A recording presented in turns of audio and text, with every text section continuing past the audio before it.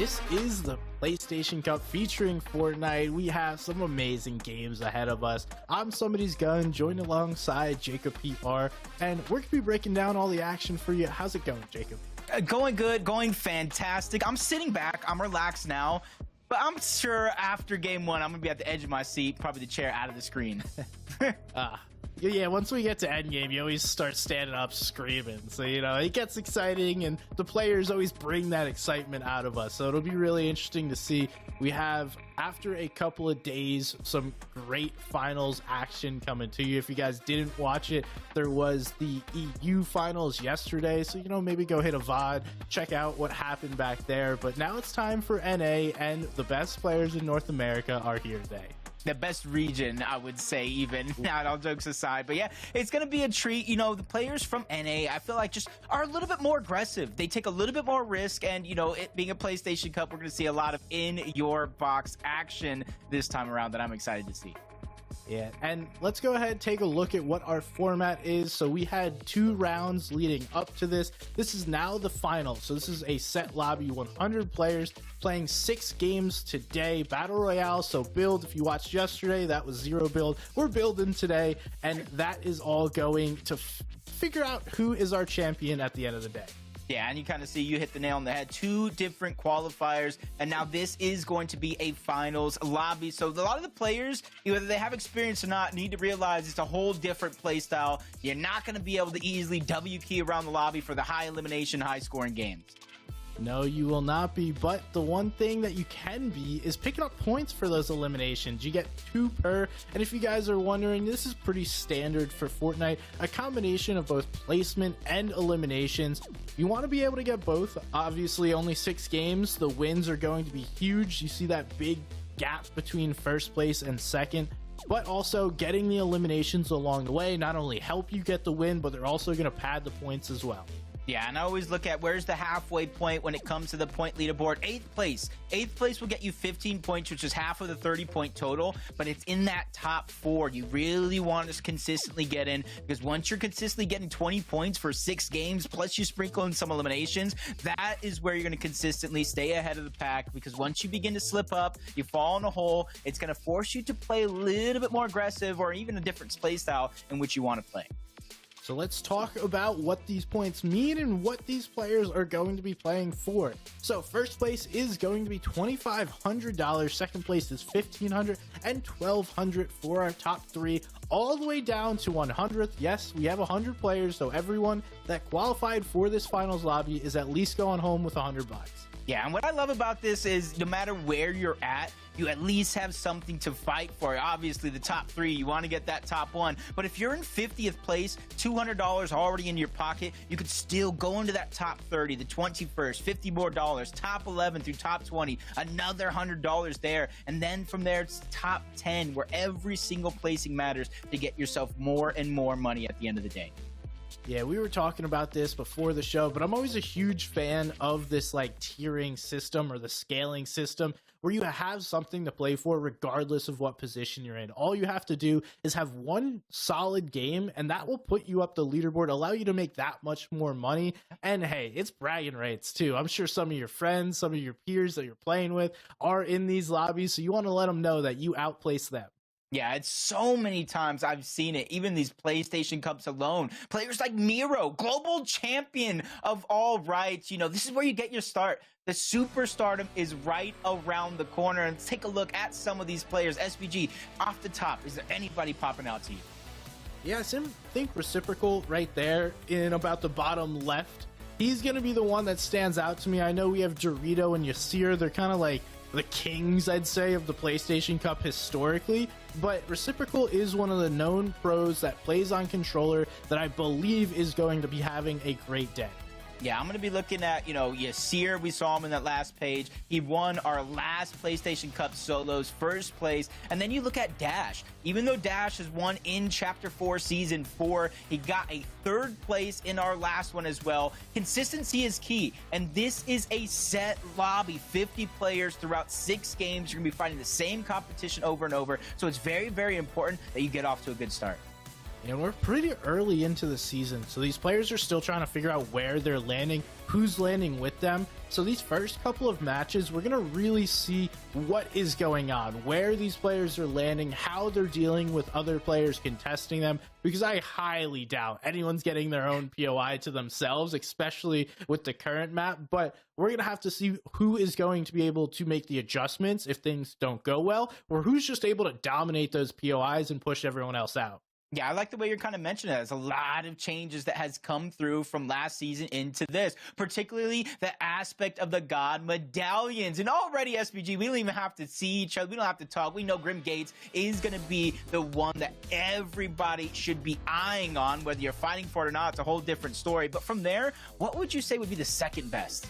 Yeah, I think the Mount Olympus, the Medallion of Zeus, is going to be the best in these solo lobbies.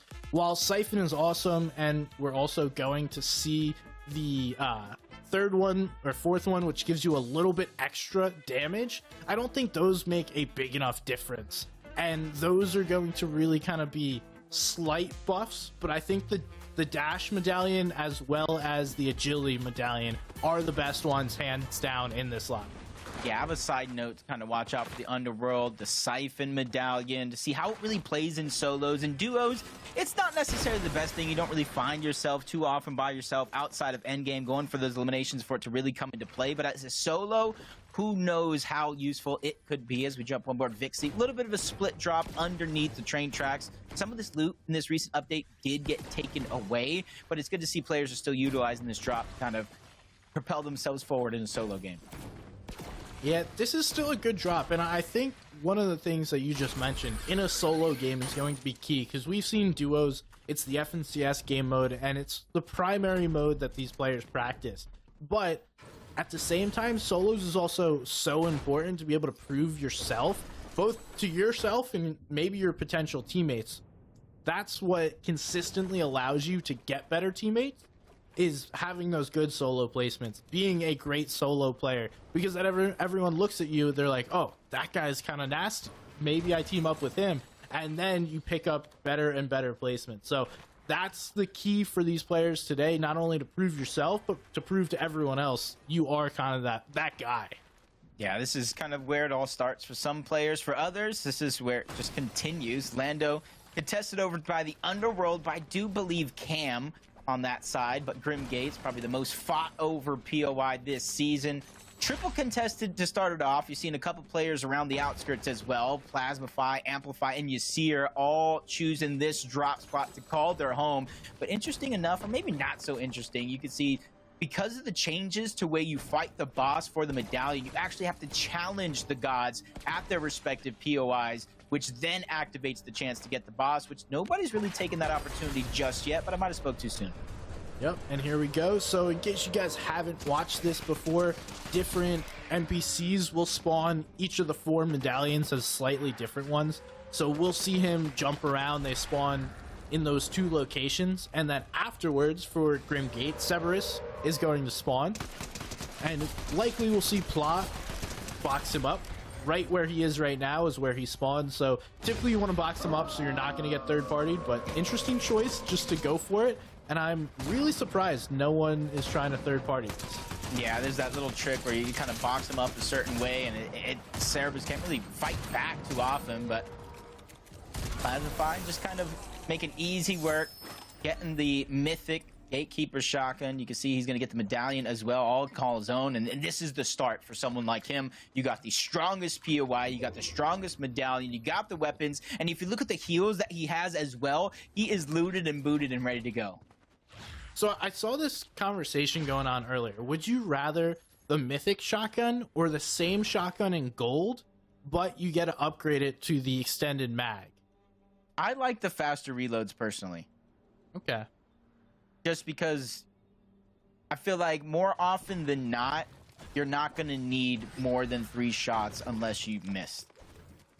So, great point, especially in solos. Maybe in duos, the extended mag might be a little better, but that's a solid point. I'm probably with you on that one.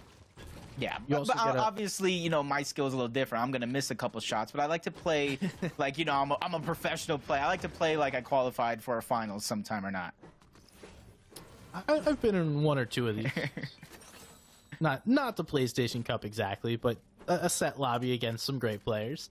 Now we see King Vamp, and in case you guys are wondering, now that's the second player that just kind of picked up an AR and then zoomed in and dropped it or stuck with it.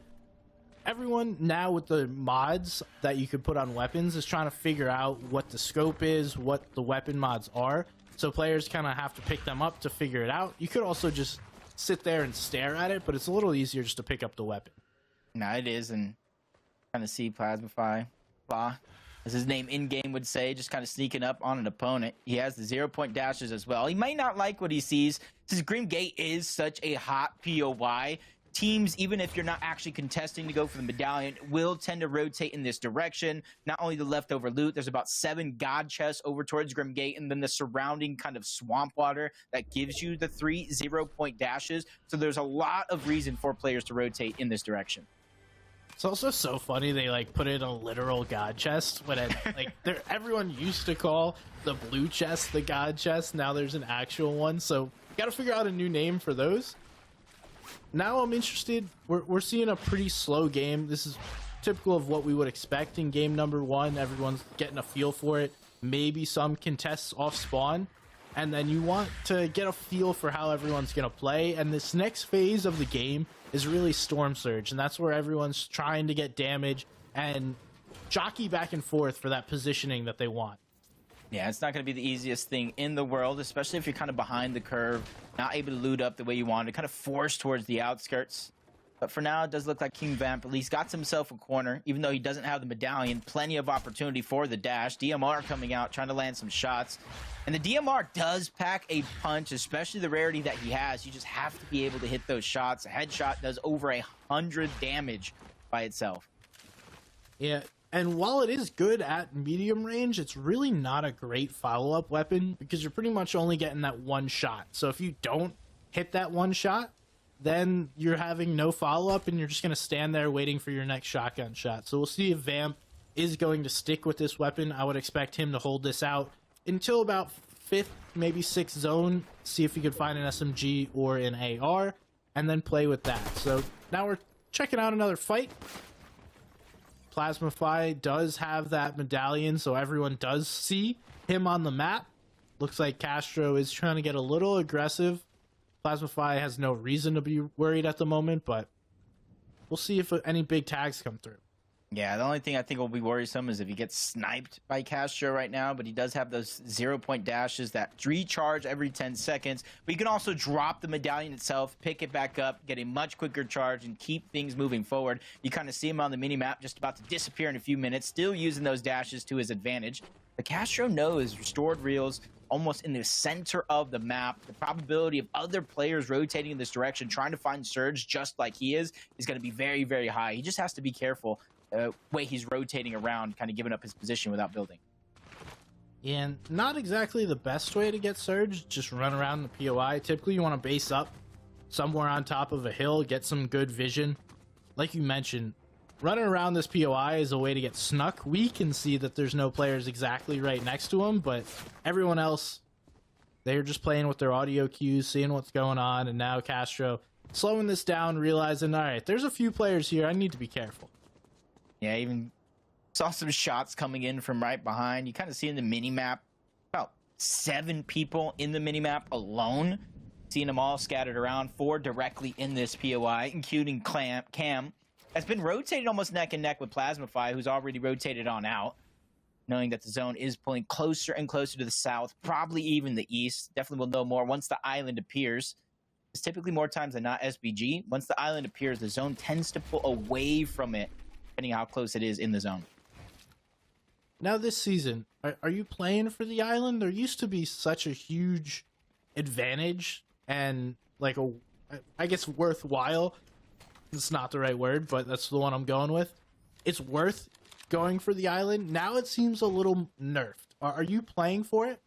It depends on my loadout, right? If I, have Ian's loadout that you had moments ago, I'm probably going for the Rift Island. Even if I'm not actually getting the loot from the capture point, there are so many chests, there's so much material that you can get up there. And then there's the mod bench, one of the most important things if you need an upgrade, but there's no actual loot around.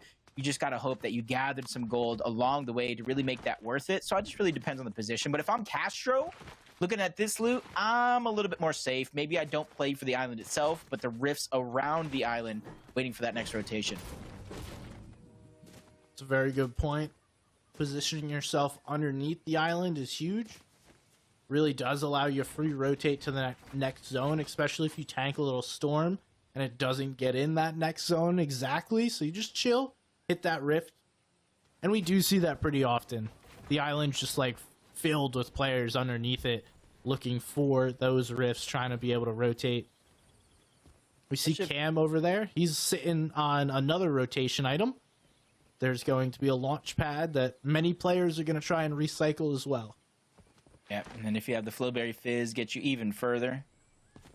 And I think being able to make plays like that are a little bit more, or a little less risky, I should say, is due to the projectile style of the weapons rather than the hit scan, which they formerly were. It's going to take a little bit more accuracy to be able to hit the shots, whether it's a launch pad, a rift going through the sky, or any of the sort. These solos made me just kind of boxed up. There's going to be one player rather close by, but he's not really worried about that guy. He's more worried about the players in the distance and trying to accumulate surge. Yeah, just staring off in the distance. Gotta be careful. Typically, if you're looking at someone with a sniper for long enough, someone will start looking back at you. So it's a very easy shot to snipe someone just sitting there trying to get sniped. But now we're tuned in.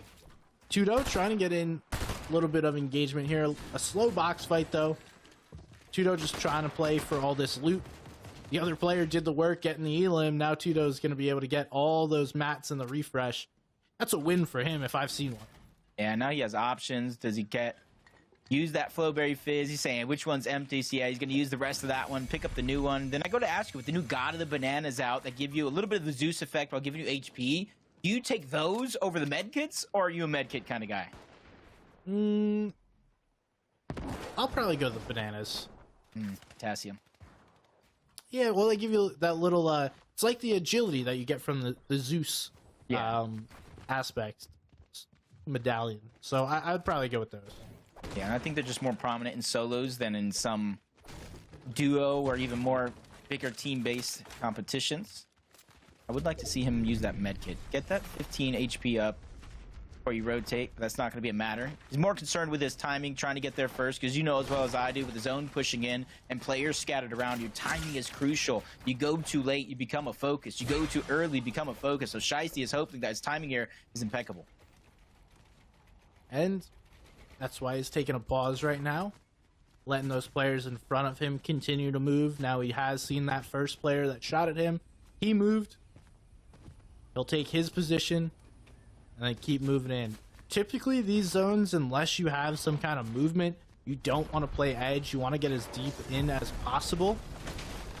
It used to be center zone, but now it's kind of just like take what you can get as far in as you can. And we do see that zone, or that island spawning, as Shiesty is going to wind up getting sniped. No one going for the island right away, though.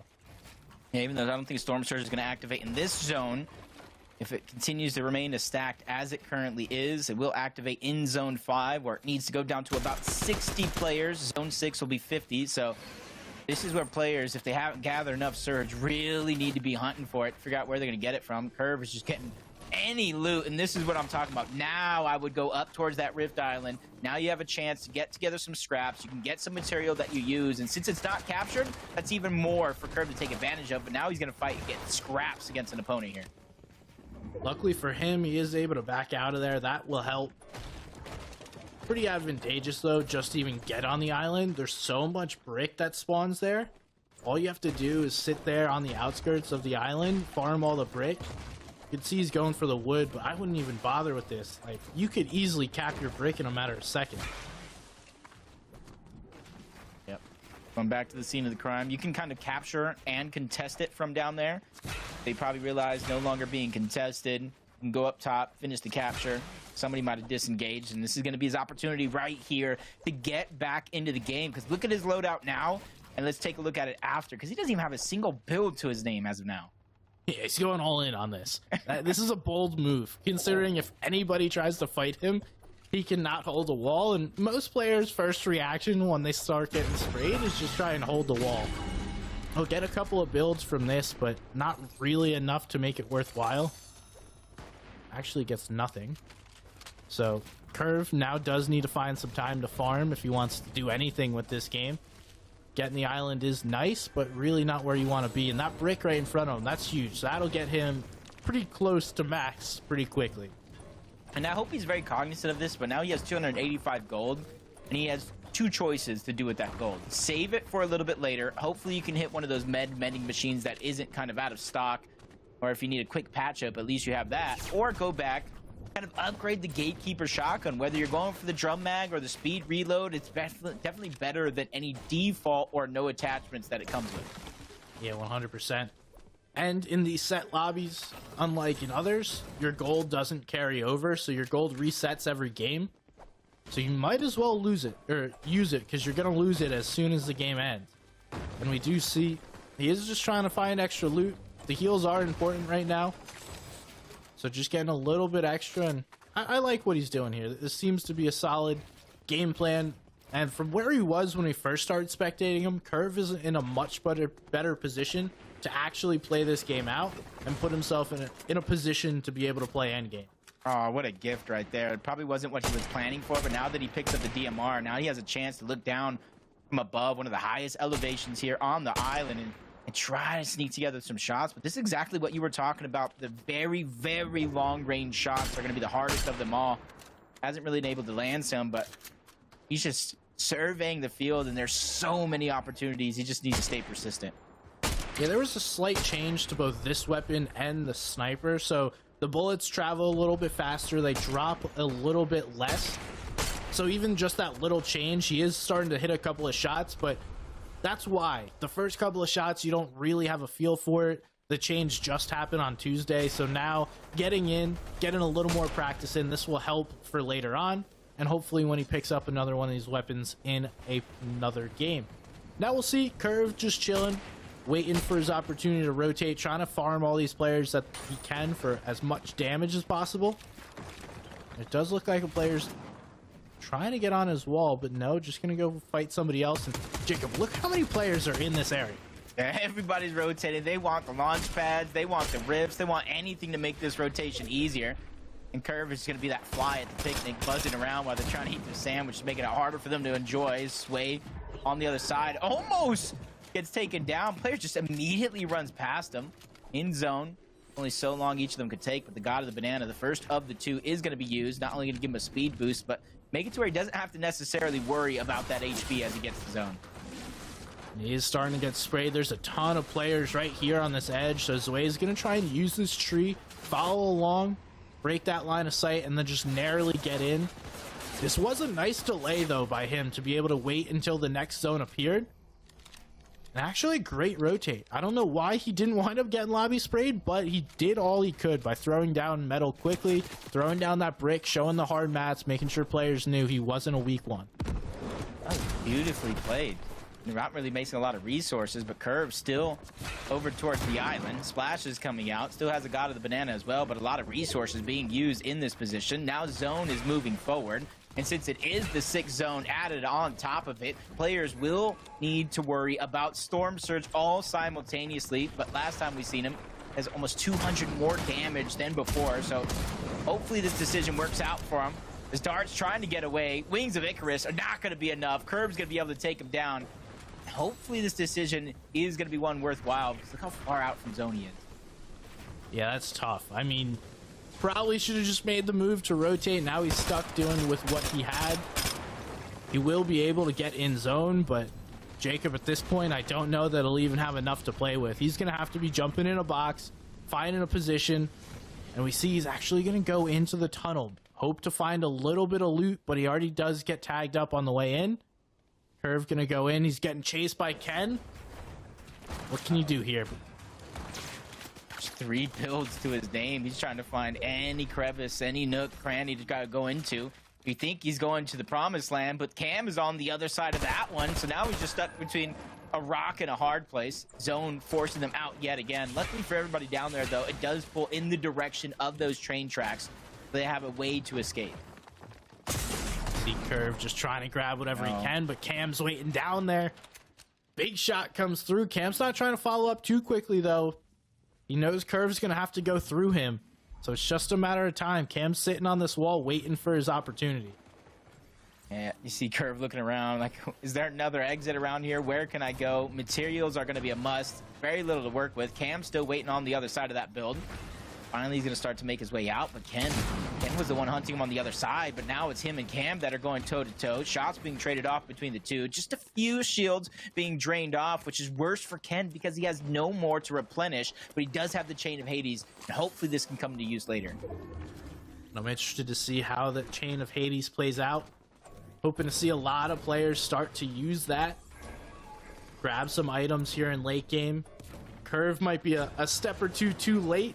Getting caught here. Probably didn't expect all these metal builds to be above him. And yeah, he's going to get caught in zone. This will be the end of Curve's game. GG, bros. Appreciate it. You have a good one. We'll see you in the next one. Now we see Cam making the late rotate as well. Hoping not to get caught on the backside of zone. But there are some players. Cam's going to pick one up. That's going to be a nice elimination. He just keeps on rolling.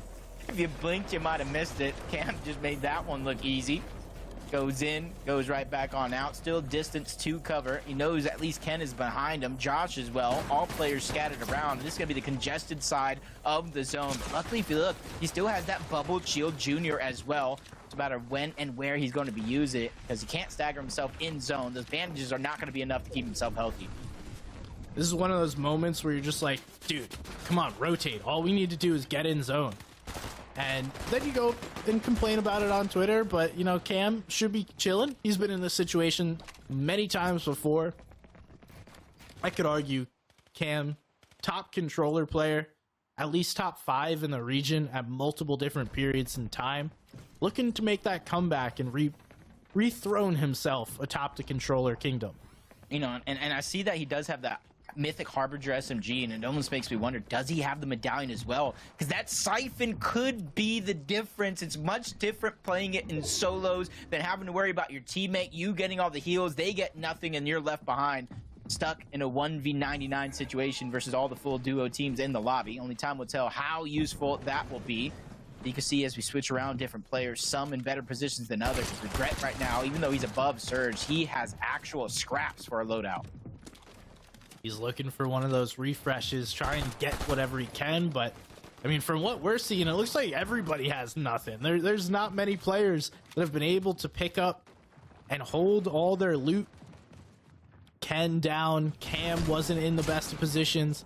Coinsy has a little bit. He's trying to make this rotate in, but he might wind up being a refresh if he can't make a safe rotate. Does find a good position. Shot comes onto his wall, but nothing gonna be there. And now in a good spot just to heal up as everyone else tries to make this rotate in. Yeah, plenty of shields in his inventory. It's the HP that you worry about as Piggle. He gets stuck outside of zone. Your bro Ken trying to use the Chain of Hades, get all that loot into his box, and see what builds he can get out of it. He hasn't picked them up just yet. It isn't going to be much. Just kind of the resource, the siphon mats that you're able to get. But for Ken, the position he was in, it's better than nothing for sure. Yeah, I'll take a couple of builds. It costs you nothing just to grab them. We see how this zone is going to be playing out. Look at all those builds that everyone has. We will be going over to the west here. Polo, just move it in, trying to stay up above. And in the no movement meta like we are in at the moment, we do have the wings, but most players are going to want to try and stay on these higher layers. It's easier, less congested. You just rise as the zone moves, and then you drop down as you get lower and lower through these zones. Yeah, you just want to be able to stay away from everybody else on that low layer until you absolutely have to. Zuka is doing that thing, only one charge left in the Flowberry Fizz to try to get him that zero gravity effect to try to cover distance quickly. Alfonso, he's looking good in terms of his loadout. Material's not the best, but it's definitely better than everybody else. You see in the lobby, he gets a Creston into the box. He's going to be able to come out on top. No HP really lost. This is the best case scenario for him, but he's just stuck between so many other players. Goes down low to the low ground and just gets taken out by multiple guys. Everywhere he looked, there was another player. There was no safe escape route there. Unfortunate for him. Ken's getting in the box. That's an Elim with the Chain of Hades. Did not expect to see that today. He's down to 3 HP. It looks like we're getting it again. What? Players are not expecting this. Ken's going crazy with 3 HP. Oh no, shades of the Infinity Blade right there coming out from Ken. He was going on a tear, taking down players, taking down shields, but it's Piggle on the high ground. He's looking safe. Nobody's really looking up to try to contest him and take him out, because it's just one metal layer. That's all they would need to shoot to have everything crumbling down, but he's also putting down pressure, so not really giving people a chance to look up either. Everyone's so busy just trying to make this rotate. Piggle's chilling up here all by himself. We can see he's constantly using that fizz, making sure he doesn't take fall damage. Every once in a while, just pop this once again. Even though he has full shield, it doesn't matter. What he's using this for is to make sure he doesn't get chopped and drop down to 0 HP. Piggle doing a great job up above, should be able to stay here as long as nobody looks up to contest him. Yeah, he's done more than enough as everybody's fighting down low. Look at everybody when it comes to HP. Nobody is full health except for Judebug, but he's still missing some shields as well. Piggle in a top 8 situation, running out of builds, but he has this one in the bag. It's all but over. He's shooting down below. Another player going down, but that's Judebug that steals it away. The mats are dwindling for everyone down below. We're just seeing Siphon come through. No one even really wants to build. Dash is 1 HP. He can't take any ticks. He's on the backside of zone, taking damage. Now we see there's a lot of players. Ali getting shots through, but not going to be enough. That's Judebug. Now Piggle's decided it's time. I'm getting involved. I'm getting in this fight. He uses his last build, and the pressure comes through. It's 1v1v1. Yeah, immediately goes to the front side, but Judebug with those eliminations, he's going to try to fight for the high ground. Piggle runs out of builds. He's going to be forced down low. Him and Dash, toe-to-toe. Heal-off's going to begin for a short moment, but Piggle instantly runs out of those slurp smashes, and he's in the center of the zone, while Dash now has a chance to fight back. Piggle doesn't know who to look at. He's hiding behind the rock. He's waiting, but Dash is going to go up. This could play well for Piggle. He could just sit here and let these players fight it out. Now the player drops down. Piggle takes him out. Now it's a 1v1, but it's going to be Dash that is able to take the first game of the day. What a play to take the high ground and the first game. An opportunistic moment coming out from Dash because he saw Piggle drop down low. Instead of contesting him and just going for a 50-50 on the fight, I have splashes, I have heal off material. He staggered himself back, and instead of going for Piggle on the low ground, he went right up to Judebug. He went right for the high ground, and I think that was a picture perfect play by Dash Rooney. Hey, you play to win the game. That's what Dash was saying there. He didn't just want to get that one elim down there on low ground. He knew Piggle had nothing. That probably would have been the easier player to take out, but he's going for the high ground play, taking out the healthier player, getting that elimination, securing the victory royale, and I respect it. It takes some fortitude to sit in Storm when you have very little HP, just throw down those splashes to get yourself that first place. I was not expecting that. Yeah, patience was definitely key because he could have easily left the box. He could have tried to fight Piggle. I think he still wins against Piggle, right? But if he takes any damage from a gatekeeper shotgun shot, he loses the game because he's now on low ground. He's going against high ground, and he's at a huge disparity in terms of health and shield. So great decisions being made right before our very eyes. And that's why we have seen Dash in multiple PlayStation Cup finals, multiple top placings as well, including a big win in Chapter 4, Season 4. All right, but can we talk about Ken using the Chain of Hades? I thought he was about to get the second elimination, too. I've not expected to see this be used as an offensive weapon, really just expected to see it be used to grab items and heals and things like that. But apparently, it is also something that will cause players to panic. Yeah, it really kind of catches you off guard, especially with how quick, and you're also moving, so you're not stationary just trying to chop them as if you were trying to pickaxe. You're moving around, you're dealing damage, you're causing a lot of chaos and commotion, and if you're not ready, if you're not experienced and have the composure to calm yourself down, so easy to get caught off guard. Now let's take a look at our standings here. To no surprise, the game 1 winner Dash Rooney is up there in first place. We have Piggle in second and Judebug right there in third. All those players were our top 3, and then we saw Ali right behind them. Any surprises to you? I don't think there's many crazy surprises. I'm just waiting for, some of our former champions to come online, seeing if Yasir can bring it up. Broken. Piggle, I'm glad to see him actually do pretty consistently. Second place, a little bit of deja vu from that Chapter 4 Season 4 Cup that I was talking about. We do have plenty more games to play, though, so these players here in the middle of the pack have plenty of time to make it happen. Typically out of 6 games, players will have 1, maybe 2 bad ones and still be able to place within that top 5 or so. We'll see though, it depends how the top players wind up doing. Every once in a while, someone just pulls off something special, gives no opportunity. So Dash is now in the driver's seat with Piggle right behind him.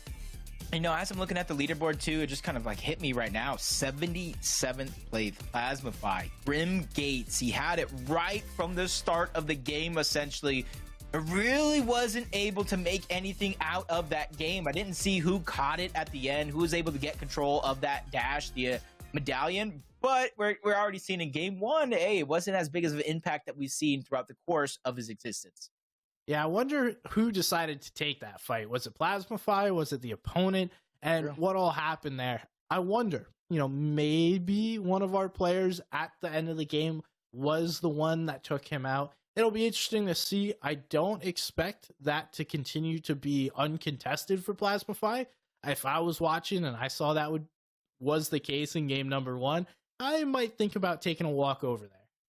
Just trying to see real quick, where does Dasher Rooney land? I got the drop map up. Shout out to Mr. Griffs for putting this on and making sure to kind of show it out. But do you think it was the drop spot that played a role? As I continue to look for it, I'll get your information. Or do you think it's more of how you're playing after the drop spot, especially with Plasmafy going down with arguably one of the strongest medallions and loadouts? So I don't think it's necessarily the drop spot. I think as long as you're able to get enough, it doesn't really matter where you land. Certain players are trying to play with scraps, and I think in that case, it is their drop spot. If you're not able to get a full loadout, some actual heals, not like 1 mini and then 2 chug splashes, you're trying to walk in an endgame with that, that's not going to happen. But if you're able to get, let's say, 7 to 12 chests and enough floor spawns, you're chilling. Okay. So I found Dash. Mount Olympus. It's almost depending if everybody actually does land there. We even got players like Pollo, Dorito, Haas, Vase. We got a lot of superstars landing over at Mount Olympus. 7 total players saying they're at least going to contest that POI. So for Dash to come out on top, if 7 people actually contested, is really, really impressive. And then I kind of go with what you said. It may not have necessarily been the drop, but what he did after the drop to get himself going. Yeah, we talked about all the god chests over in the Underworld, Grim Gate area. There's also the same in the other POIs on the other side of the map. So you're able to get those little advantages compared to other people. Those chests are going to spawn there. There's going to be good weapons and loot in them. So it's just that little bit of extra knowledge. I would expect most of the players to try and land on those right away as their initial drop spot, knowing that you're going to be getting a good weapon out of it. Yeah, I think it's about like 6 god chests directly in and a couple more scattered around with over like 30, 40 chests or so over at Mount Olympus. So seems hot, seems contested, but there is definitely plenty of loot to go around. But instead of landing directly there, okay, I see him. He's going towards the outskirts. He's going to one of these drops that have about 6 chests down there. A 7th one if it does spawn in. So he's just right now focused on getting off of spawn. So like we talked about, it's not necessarily the drop spot that wins games most of the time. It's how players are performing throughout the day. And now that he sees he's contested, he's making a wide turn towards the right, giving up a lot of loot already. Yeah, just going to take what he can get. We see he's taking a peek what's going on at those other players. And this is not exactly the best position to be in, but you know what? You're living off spawn. You at least are able to get a weapon, and now you can go try and get those shamble spots because there's enough nearby. And also landing right outside of the fencing fields area is quite nice because there's all of those flow berries for shield and then also movement if you're going to keep some. Yeah, making sure that you have a plan B. Not even if you got a POI with all the loot in the world, if your actual drop does get contested and you get beat out, you need to at least have some sort of trick underneath your sleeve. And I think Dash, knowing where he's landing at, knows exactly where he's going to be. Plasmafy actually taken down by Yasir over at Grim Gate. So even though he had the medallion in game 1, he's not going to get the chance here in game 2. Yeah, as expected, that's not happening multiple games in a row. You might be able to get uncontested Grim Gate once, but some of the best players will see that and be like, all right, I can take on Plasmafy. And that's exactly what just happened. Yasir is one of the top contenders pretty consistently within these PlayStation tournaments, so no surprise to see him make that move. And I like this because he's slowly, little by little, even though he doesn't have a shotgun just yet, he's making his way over towards Mount Olympus to where, yeah, it does start off by a couple of chests. I think there's 2 where he's currently located, another couple around. But if you're able to kind of see what's going on over towards Mount Olympus, maybe one corner is going to be uncontested. You kind of sneak away, get some loot, and continue on with the rest of your game, especially since you know that Mount Olympus, how contested it was, and the god has not been challenged just yet. You have to know a lot of players are kind of just sneaking around. And this is not unsimilar to what he did in game number 1. Just looking at his loot path, this is about the same area that he took in game number 1. And he also has the Chain of Hades with a couple of fishing spots right there. So wouldn't be surprised to see him take some time to fish. You can also fast fish with the Chain of Hades. It's pretty much immediate. And then there we are. Thank you, mister. Able to get all this loot here, just grabbing the different fish, getting his shield up, and then maybe playing floppers. What are you choosing? If you could take 3 floppers or 3 shieldfish, which one you take? Shieldfish, probably. Okay. Probably shieldfish. Just because more times than not, you're going to find bandages, med kits, banana of the gods. You're going to find some other HP heals that you can get. Even the little foraged fruits and vegetables around the map. It's going to be much harder for him to find shields. And Silic able to take down the boss at Brawler's Battleground. That will give him the damage medallion, so a slight little buff to the damage he deals. There was another player lurking, so who knows if that's for free. I would expect there's a little bit of a battle that happens over there. Just have to wait for Silic to make a mistake before you take your shots. Find him slacking, looting. Most players do. Every once in a while you get a little too comfortable. Find yourself just, I could open this ammo crate right in the open, but it looks actually like low ground Taco is just going to walk away. So Silic is going to have all of this uncontested to himself. Yeah, and depending on where the zone is actually pulling right now, I feel like he has a free rotation. Granted, there could be some other players thinking the same thing, but as long as he rotates towards the western side of Brawler's Battlegrounds, there's going to be so much open water. He can get to the slower side of the zone with the least resistance along the way. He just has to be ready because he's going to be kind of trapped out in the open. If somebody spots him out with a sniper or maybe this Mythic Warforged AR, they could deal a lot of damage. But I think that would be a great play for him to kind of just rotate to the slow side, let everybody else play their game out, and you just kind of remain hidden, because it wasn't until Zone 5, maybe even Zone 6, that Storm Surge even turned on in Game 1. Don't really expect that to continue either. Typically, as it goes on, Game 2 and 3 are the most difficult when it comes to Storm Surge. Everyone kind of figures out what's going on, plays a little safer. And then Game 5 and 6, players start getting a little more aggressive. So really just the next 2, maybe 3 games are when you really have to have your Storm Surge plan down pat. And then it should get easier as more players start to try and get aggressive and fight. Kind of like the name of the game. And that's why we always talk about, like, we even said it before the show, we say it almost every competition that has qualifier rounds or sessions 1, sessions 2 into a finals, is being able to adapt, have that flexibility. As Dash running into low ground Taco, unironically, he is on the low ground, and Dash is actually going to choose to kind of get out safely. He doesn't want to take an early game fight. There's 86 still players left alive. We're only in the second zone. And if you look at his loadout, yeah, he has the 3 shield fish, he has the flow berries, but he doesn't really have a weapon loadout that you really feel confident with. Yeah, that's exactly right. If you want to take a fight because you want to upgrade your weapons, but you don't want the fight to start evenly. You want a fight to start with a big beam, and then you'll be like, all right, cool. Now I have an advantage in this fight, where he knows if he's going into any fight with gray weapons, there is 0 advantage that he has. Someone has better weapons than he does.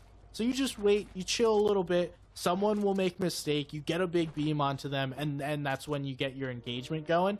That way you're able to upgrade those weapons. It almost looks like he saw those builds, right? And he followed them. And I think he's either looking for where that player has rotated into to try to get a simple rotation, or maybe just that player in general, but so far the way Dash has been playing the early game at the very minimum, he's kind of a calm, cool, collected player, doesn't make those big risks unless, like what you said, he has that advantage to start it off. But as he rotates over towards fencing fields, I think that's the position that he wants to be in, as close to the center of the zone as possible until the rift appears, and that's where you can kind of make those decisions that you split off from your original plan. Do you see some players nearby in the area? All just basing up on the side of these cliffs, finding out where everyone else is. Vixie down below, Hey Tank up above. Fencing will become an area where a lot of players want to base in and around. Those buildings typically wind up being based up on. So we'll start to see some towers be built nearby. Tank's going to make his move, deciding this is not where I want to be. Knowing Vixie's right next to him, going to start rotating into zone. Dash doing the same, although he does hear a player up above, so going to be a little bit careful. That player already starting to take some walls, and Dash in a position where he needs to be careful. Yeah, I love the way he's been playing since the drop all the way till here.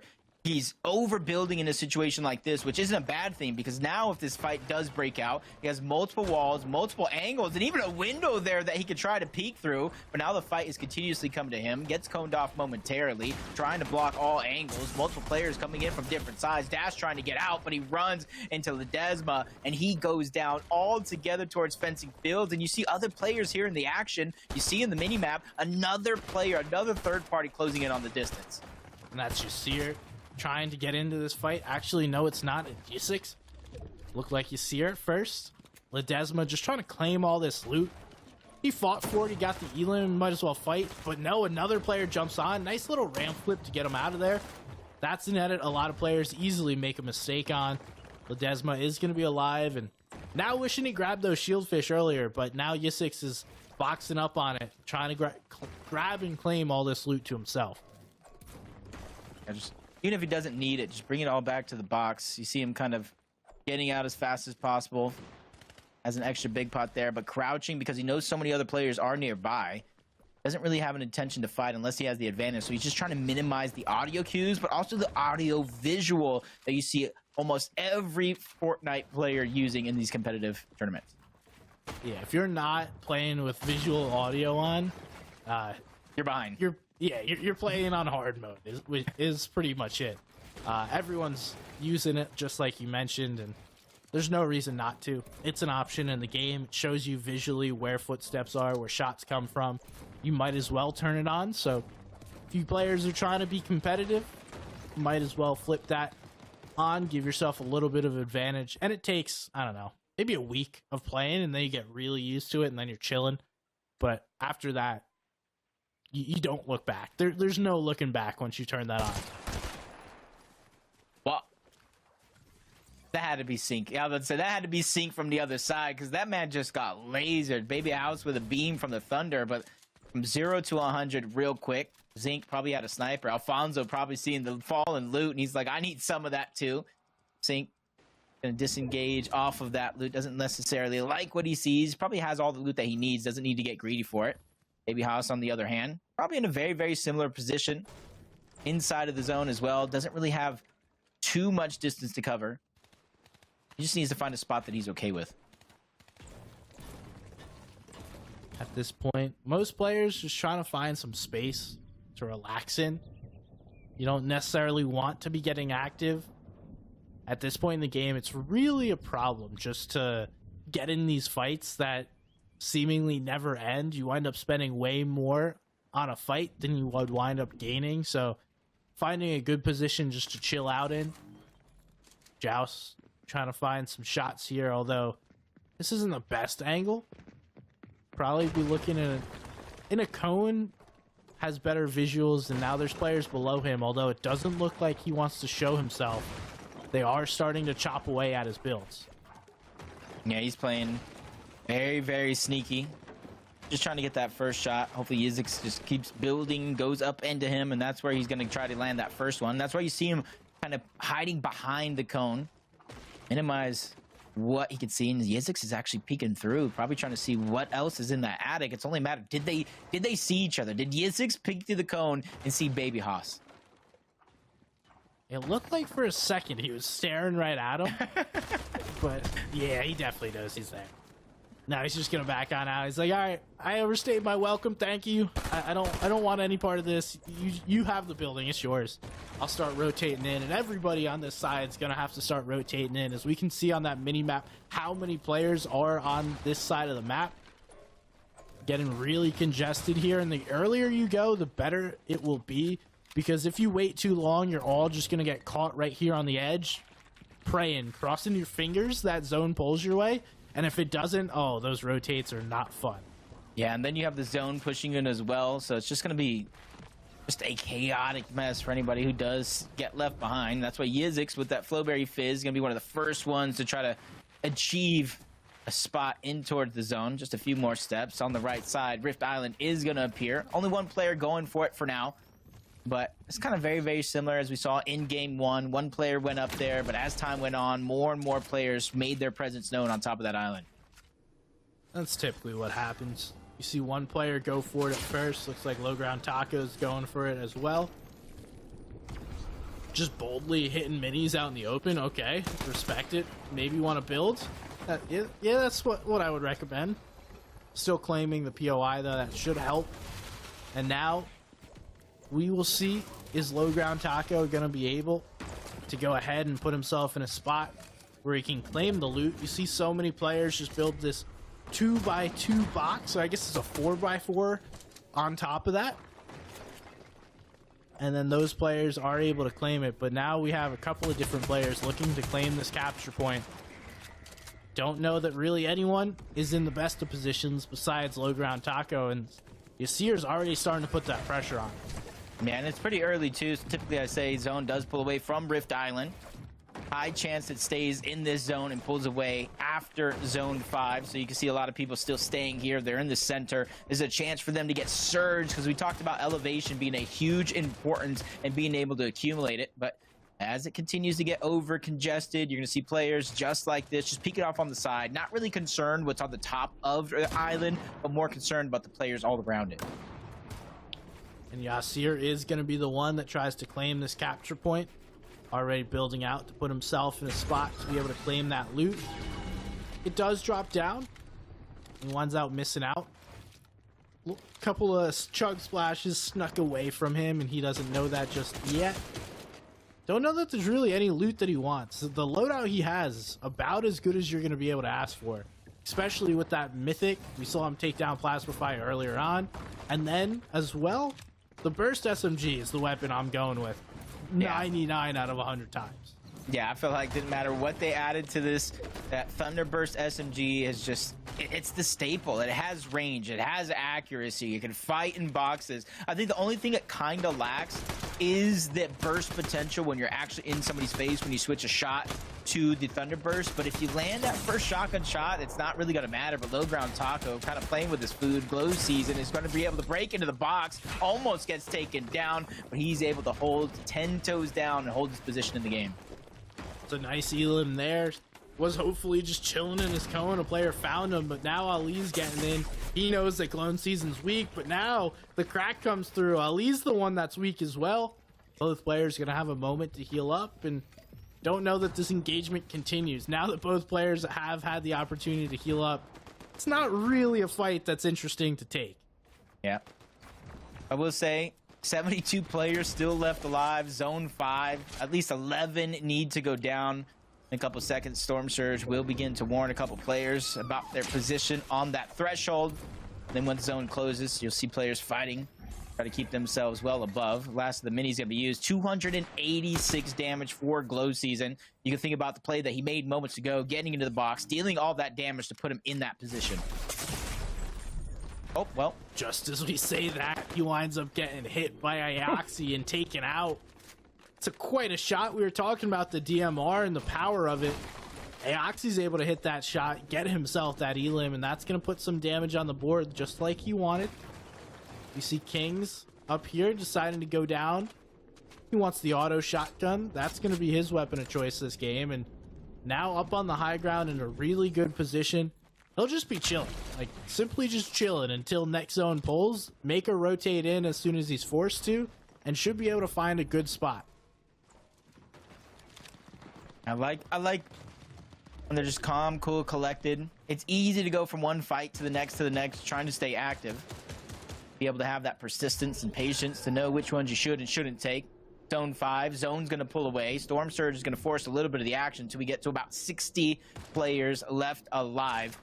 And this is where I think being on top of the island, even though it does pull away, is going to give you the best advantage, the best chances to try to get that surge, even if it's not the players on the island, but all those other players rotating around. And then you add in the ones that are going to try to go for the rift, because you see some players below the island on the minimap making their way in that direction.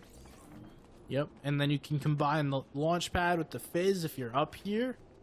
Get yourself deep into this next zone where most players that have to left foot, right foot in are going to be just pretty much on the edge. King's hoping that shot was a little more than it was. No one really fighting for these positions right now. Everyone just waiting. They all know that the zone's going to wind up pulling. They're all just buying their time until next zone pulls. I'm not even necessarily concerned about this zone. I'm concerned about what zone is after when we got to those next 50-50, when we start to the moving zones, because it does have a chance to continue to go upward over the water back to the 0 point. This could be one of those games, if you're not properly planning ahead every step of the game, it will catch you off guard. No matter how good you're doing, things could come tumbling down. But Ali, double fizz, med kits, great loadout and materials as well, using that rift to try to get himself to deep in zone as possible. And you need to pick the right position here so you don't get lobby sprayed. We see he's going to build as immediately as he goes down. Other players are coming in. Ali's in a good spot, but Sway is going to wind up going down here. At least he should within the next second. Just one shot has to come through. Can Ali get in the box, get this elimination? Silic is going to get involved as well. Silic does pick that one up, so Ali unable to get any eliminations here, but a little upgrade, a little bit of extra heals. If he wants it, he could switch his shotgun, but I think he's going to be comfortable with the Gatekeeper. Many players deciding to go with that Gatekeeper. I'm wondering, Jacob, do you think that's the best shotgun this season? I think it depends on playstyle. I think this is the closest season we've had in a long time where every shotgun is valuable depending on playstyle. And depending on those attachments as well, because the Gatekeeper, you can add extra shots, speed reload, same thing with the Frenzy, only speed reload on the hammer, but it deals a punch, let me tell you, especially if it's like a 180 straight to the dome, can end your run just like that. It really just depends on playstyle, but if I had a choice, I'm probably going with the hammer pump still. This will be one of those interesting zones. That green water, that gives you the dash ability. A lot of these players should be able to keep that dash ability if they don't use it along this rotate, although based on the minimap, looks like a lot of players just dashing around. Haven't seen a zone just yet right here on one of those green water areas. Yeah, not just yet, and you kind of want to be able to save those dashes, but you don't really have an opportunity, especially since it is one of the more congested side.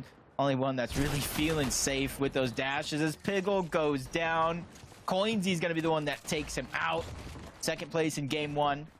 Barely able to reach inside of the top 50, but for Coinsy, 400 damage above the threshold. So close to zone, doesn't really have too far to go. Now he has those replenished mats, but he's going to pause here. He's not being too quick on his actions. Patience is key, because now he's going to be able to heal up before he makes those last couple steps to the zone. Spotify just looking out, trying to see if he can catch any players coming in. Waiting to see where this next zone pulls. We have 5 seconds till it shows itself and all our players start making their plans for the next zone. Ali has been quite aggressive the entire game, unable to pick up an elimination though. Seems like every time he gets close, someone steals it away. Let's see if that winds up continuing throughout the rest of this game. Only time will tell, but Ali, I like the decision, because remember, he had the choice between 2 minis and the 55 on that Flowberry Fizz. So you can choose the Flowberry Fizz, and look how easy his rotation is. Only 2, maybe 3 players are even beating him to the punch, but a snipe is going to pause Ali. He has more than enough shields and HP to get himself back up, but that timing I was talking about gets tossed to the Wade side depending on how long he takes.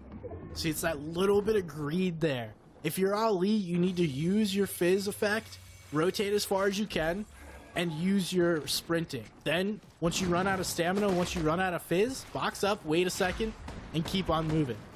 You see Yasir He's playing this rotate on easy mode with the dash medallion.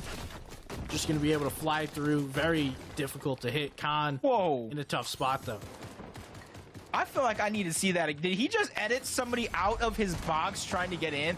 I got something to watch after the show, because if that was true, Khan is really a man of the arts, because he finessed his way to safety. Now he's trying to get his way out. Flowberry Fizz with the splashes gets to the front side of the zone momentarily, but he pauses yet again, and that's what you're going to see a lot of these players do. Try to pause, so that way they don't overstay their welcome or bite off more than they can chew. Now you see her already looking for more eliminations. He's picked up 2. Senses the weakness, able to get another one. Tudo goes down. You see her picking up a 3rd one. That's a nice little refresh. Not that he needs it, but definitely going to help this game going forward. Yep, perfect usage of the dash as well, thanks to that aspect of agility. This is where it's going to get real dicey for those players on the backside of the zone. You see everybody trying to move forward. Cam next to Ali. You see her just peeking through the cone. He's going to have the easiest rotate of them all.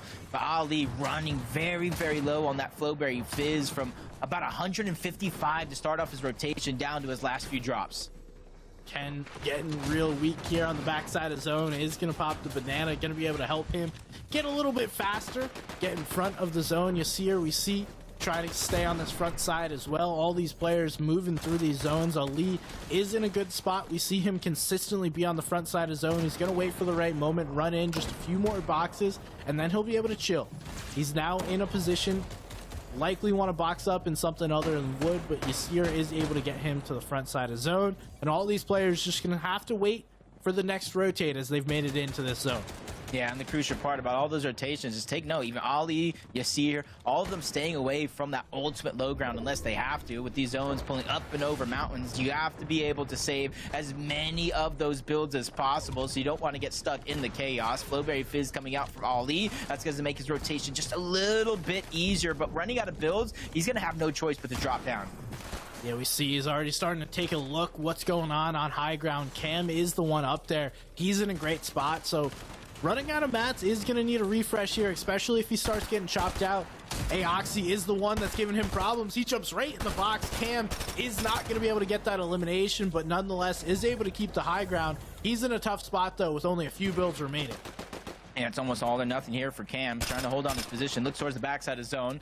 Sees a couple of players, not able to get what he wants, but it's Yasir, second layer up. The challenge for the high ground. He cannot contest it anymore. Yasir, with all the builds in the world, the dash medallion and the mythic, has taken over high ground and in prime position of this game.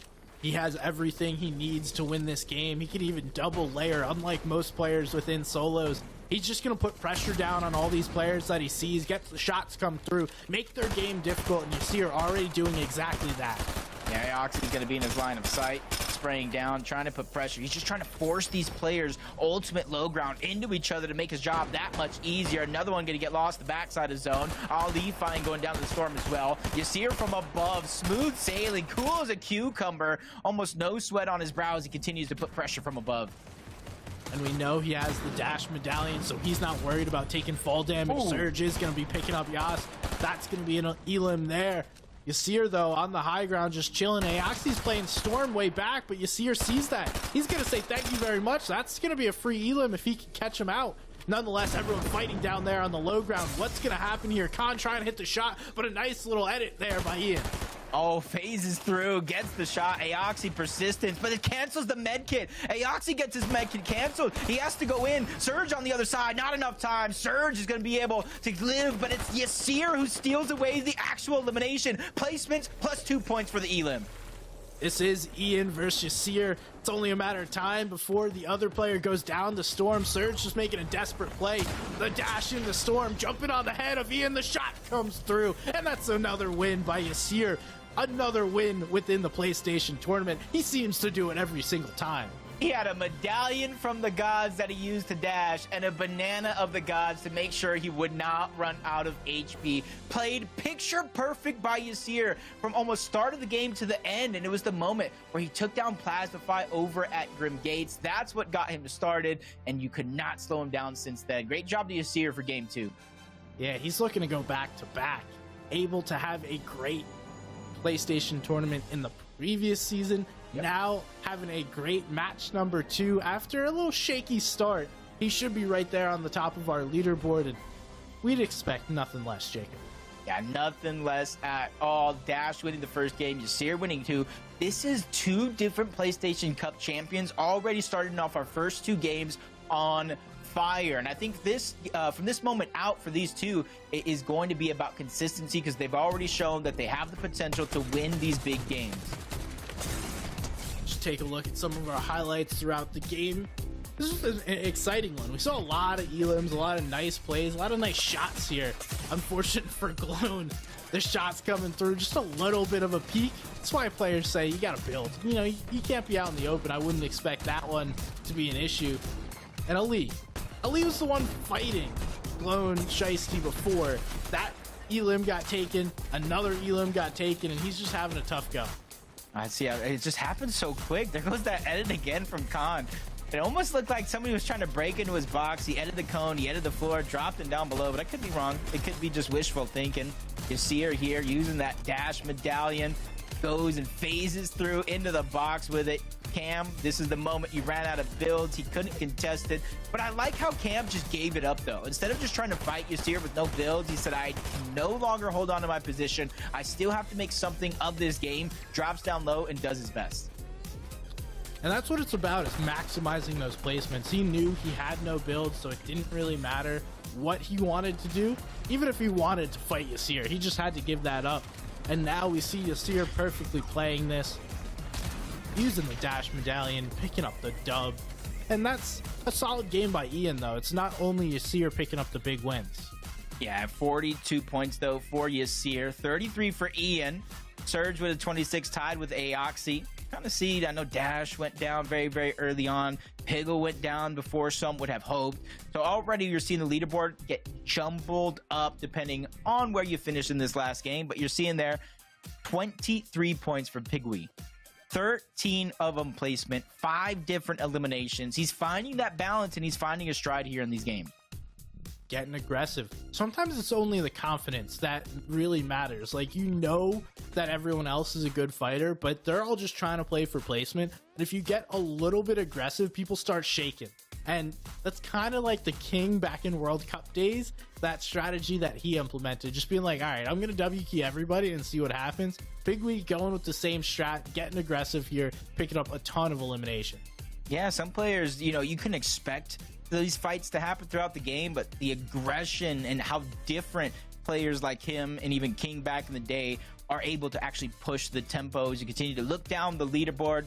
Poyo, not the best placing, 39th, but you've said it before, sometimes you just need 3, maybe even 4 games, because that's what we have left to pop off, and you can kind of forget about the first 2.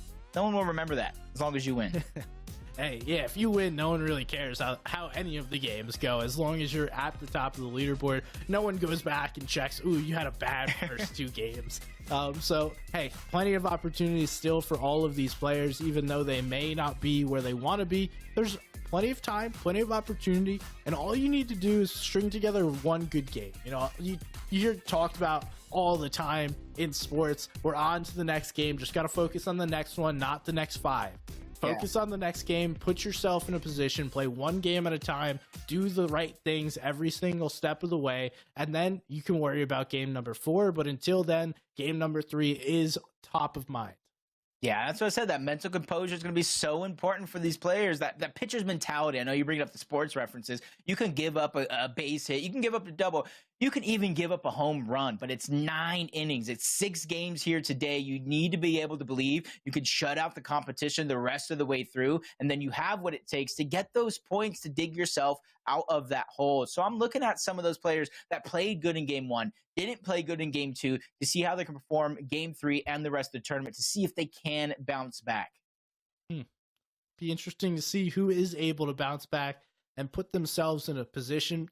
You love a comeback story. Everyone does. You love the underdog fighting throughout the entire tournament, putting themselves in a position. Hey, it's better now than never, because you know, after game number 3, you're pretty much running out of time. I'm going to say, hey, you can climb up the leaderboard, but if you haven't done anything by the first 3 games, it's going to be hard to win it. Yeah, I kind of say the same thing. It's just you just lose control over your own destiny. You either have to start playing really, really aggressive to make it up with those eliminations while staying alive, or you just got to hope the downfall of everybody above you on the leaderboard, which at that stage in the game, if it's game 4, it's game 5, or even if it's game 6, you kind of can't hope that your opponent goes down, which they haven't been performing. And just out of the past 2 games so far, I got to imagine this is a close race. And now we see this is where it happened earlier, the Grim Gate. You see her taking down Plasmafy, really starting the engine for this game number 2 win. We'll see who's able to take it in game number 3. Will Plasmafy continue to contest Grim Gate? Will Yasir now have it uncontested? Only time will tell where the Dash medallion is going to wind up. Play hot potato with it. Mr. Judebug feels like he's going over towards Lavish Layer. Even though there's no medallion over there, there's still a good amount of loot to be gathered and decent rotations depending on where the zone goes. But gonna have a couple other players that might be eyeing that same drop spot.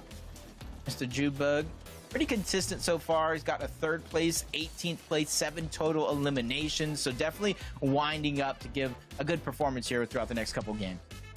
Yeah, Judebug actually sitting in 1st place at the moment in a really good spot. Most consistent throughout the first 2 games. Now, what is he going to be able to do in game number 3? It's always nice if you're able to get a couple of like free tags, maybe even a free elim out of the air. Not going to happen though for Judebug. He'll have to work a little bit harder for those. And it looks like Zuka is just going to be down below. Dorito taking out Curve. I believe that's up over at Mount Olympus. And all these players now just, you know, we figured it out. We had a couple of games, who's landing where. Now some players are starting to make adjustments. So that's one of those weird things.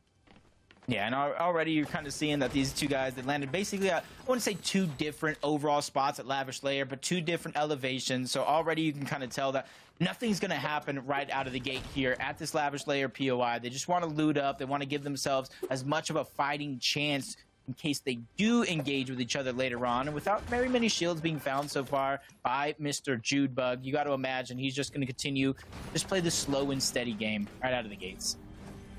And here we see, looks like Yasir is once again at Grim Gate. There is another player nearby, so it's not for free. He will have to fight for this. That is Plasmafy. Both players preparing for this engagement, trying to get as healthy and as many heals as they can before this fight happens. Now, Jacob, are you trying to bait the NPCs, like go open it up and then start it, or are you just trying to find this player first and then go into the game? I would probably try to find the player for X amount of time. Don't know how long I would give depending on where the drop is at, and then I would try to activate it and kind of go from there. I wouldn't necessarily lure it away. Maybe try to box it up and do one of those nifty tricks, because where if you box it up in a certain way when it spawns, it does kind of get trapped in the walls to where it can't fight back. And we do see, looks like Yasir's not even trying to go for the fight. Looks like Plasmafy is doing the same. So after a fight in game number 2, both players a little bit more hesitant to try and get involved. Plasmafy looks like he's totally running away, while Yasir's movement tells me he's probably going to go back. He's just waiting for an opportunity. As Plasmafy does get tagged, this other player is going to jump in. This could be one of those really weird fights where both players have that dash ability. We'll see how they're able to handle it. Yeah, Plasma at least has a little bit more shields with the Flowberry Fizz, but not really able to fight back just yet. He spent the majority of the time here boxed up, just trying to heal back the shields that he lost against Sabs that really started this fight. And it does look like Plasmafy doesn't really like the position he's in. He's going to try to disengage on out, gain some elevation, and then play from there, whether he wants to take the fight or not. Looks like Sabs isn't trying to chase that. That looks like an accidental dash there by Plasmafy, but now he's stuck. He's in this fight. He's going to try and get some heals off, but not going to be given enough time. Sabs doesn't want to get right on the wall just yet. Does take the top. Plasmafy looking to try and take high ground. Cones off Sabs now in a position to take this shot. There is a third party coming, so both these players need to be careful. As Petro there, Another player over towards Grim Gates. Might have been Ian, if I saw that one correctly. And I think with those shots coming in, a lot more players making their presence known in this direction. Plastify is just trying to disengage, but Sav said, nope, you ain't getting out. I've already expended some utility here in this fight. Plastify with the edit, misses the shot. Not wanting to give it all up in that first one. Almost looks like he has a full boxed up, and he sends him back to the lobby. Maybe Sab should have been a little bit more patient in that chase, because he just got taken down. It's not the fight that you want to get stuck in, and it looks like Plastify is going to be able to just sit here, the victor. Sit on the loot. Nobody seems to be getting involved. See Petro not even really jumping in. He is like starting to move that way, but not necessarily an issue. And now if we look back what's happening at Grim Gate, Yasir has started this. We do have a couple of players nearby. This is not going to be free for Yasir. And he did that trick I was talking about where you build around where the boss spawns before he actually spawns.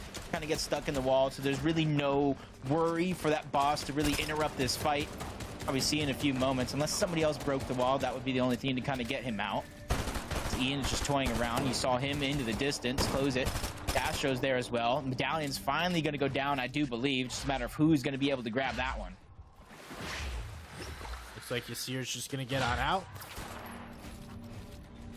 Ian not wanting to get too quickly involved, and nor should you. You got to be careful when there's a bunch of other players' builds. You could get caught out really quickly. They just take a quick little edit, bop you in the face, and then that's your game. Ian now just going to lurk, try and farm whatever he can, but there's not really great farm at the moment. Should focus on getting out of this area, repositioning, and focusing on his next step of the game. I think they might have split loot. I think Yasir got the actual medallion, but I think Castro might have gotten the Mythic Gatekeeper shotgun. Which, honestly, for Yasir, I think he wins the trade. I think I would rather have the medallion than the Mythic weapon. I don't know about you. Well, right now, it looks like no one has the Mythic. So it's just sitting there. Ian might be able to go grab that, but it looks like Ian's moving out, too. All right, there's a free Mythic just chilling on the ground somewhere. Probably all thought somebody else took it. Especially seeing that the medallion got scooped up. I think it would be a great assumption to think that they probably scooped it up as well, and they don't want to take the time to backtrack to where a fight was just had, so they have better chances just continuing on. But if somebody else goes there for scraps, because more times than not, you know as well as I do, teams do tend to go over to these spots to try to get some scraps. Well, that's going to be a huge treasure they're going to find here. Now we see Seer getting involved, and he's probably one of the few that would know that the weapon is on the ground if he wants it. But he's moved so far so quickly, it's not a problem at this time. That Mythic is going to sit there. It'll probably bug the two of us the entire time, but it's not changing. No one's going and smacking on all those walls. It could be stuck under a cone, and that's just not something any player really feels like dealing with. Zone is moving in this direction, though, so somebody might get blessed eventually.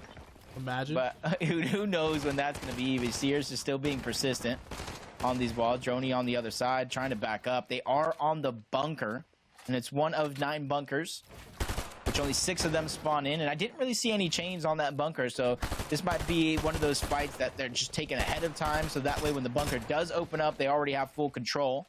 And you see with the second zone about to start closing, 30 seconds, those bunkers will open. This is the first time we're really talking about the bunkers so far.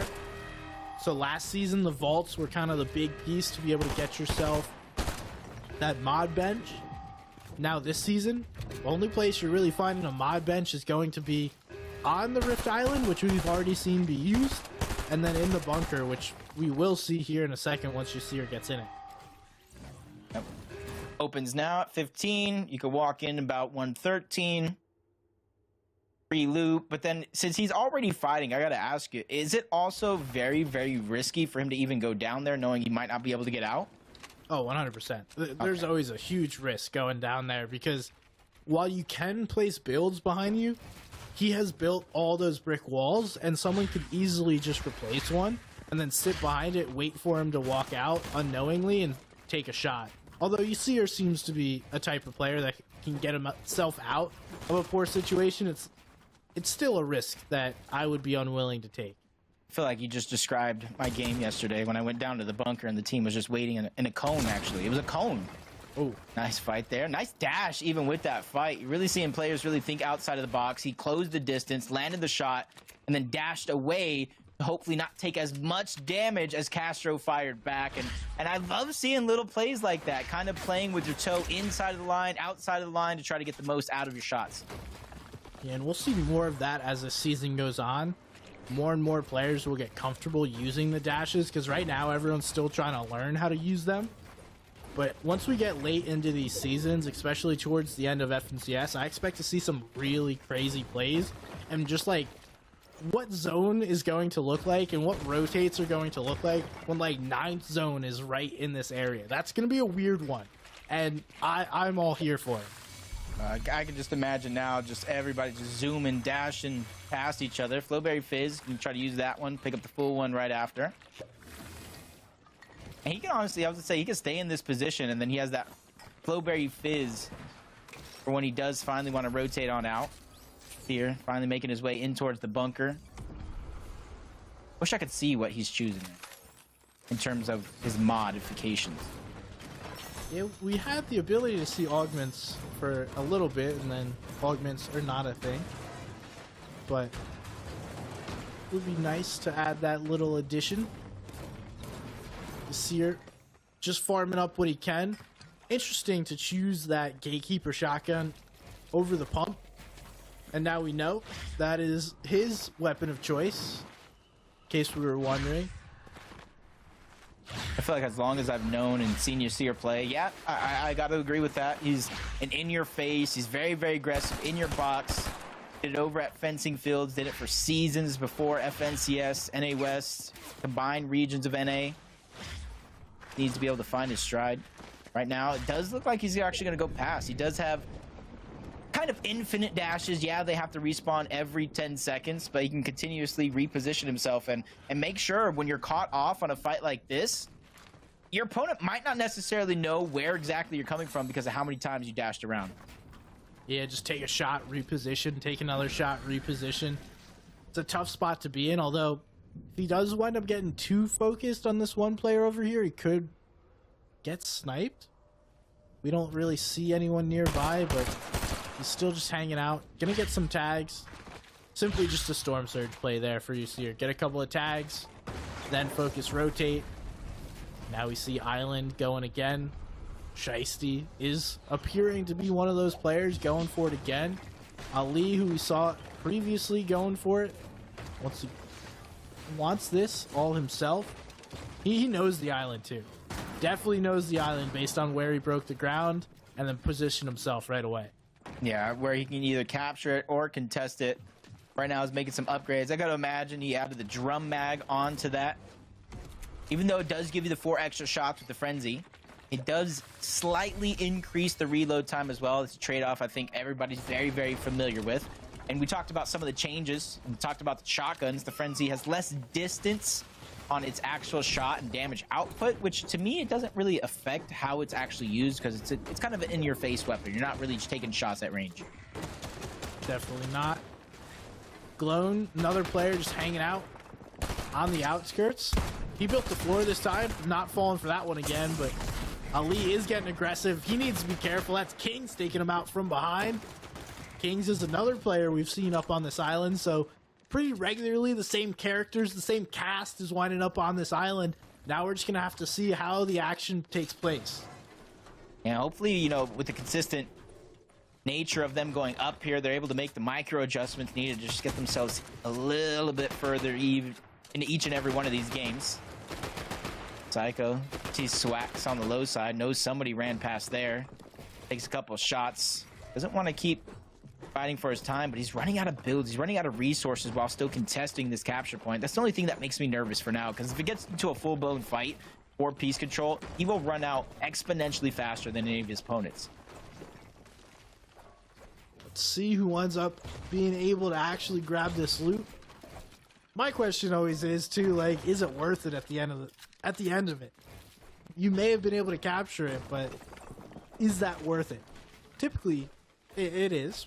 If you're one of these players like Swag, put himself in a position to be able to get the loot. And I don't think it's necessarily about what you're able, like the weapons that you're able to grab. I think it has a lot more to do with getting that gold and then being able to go modify your weapons down below.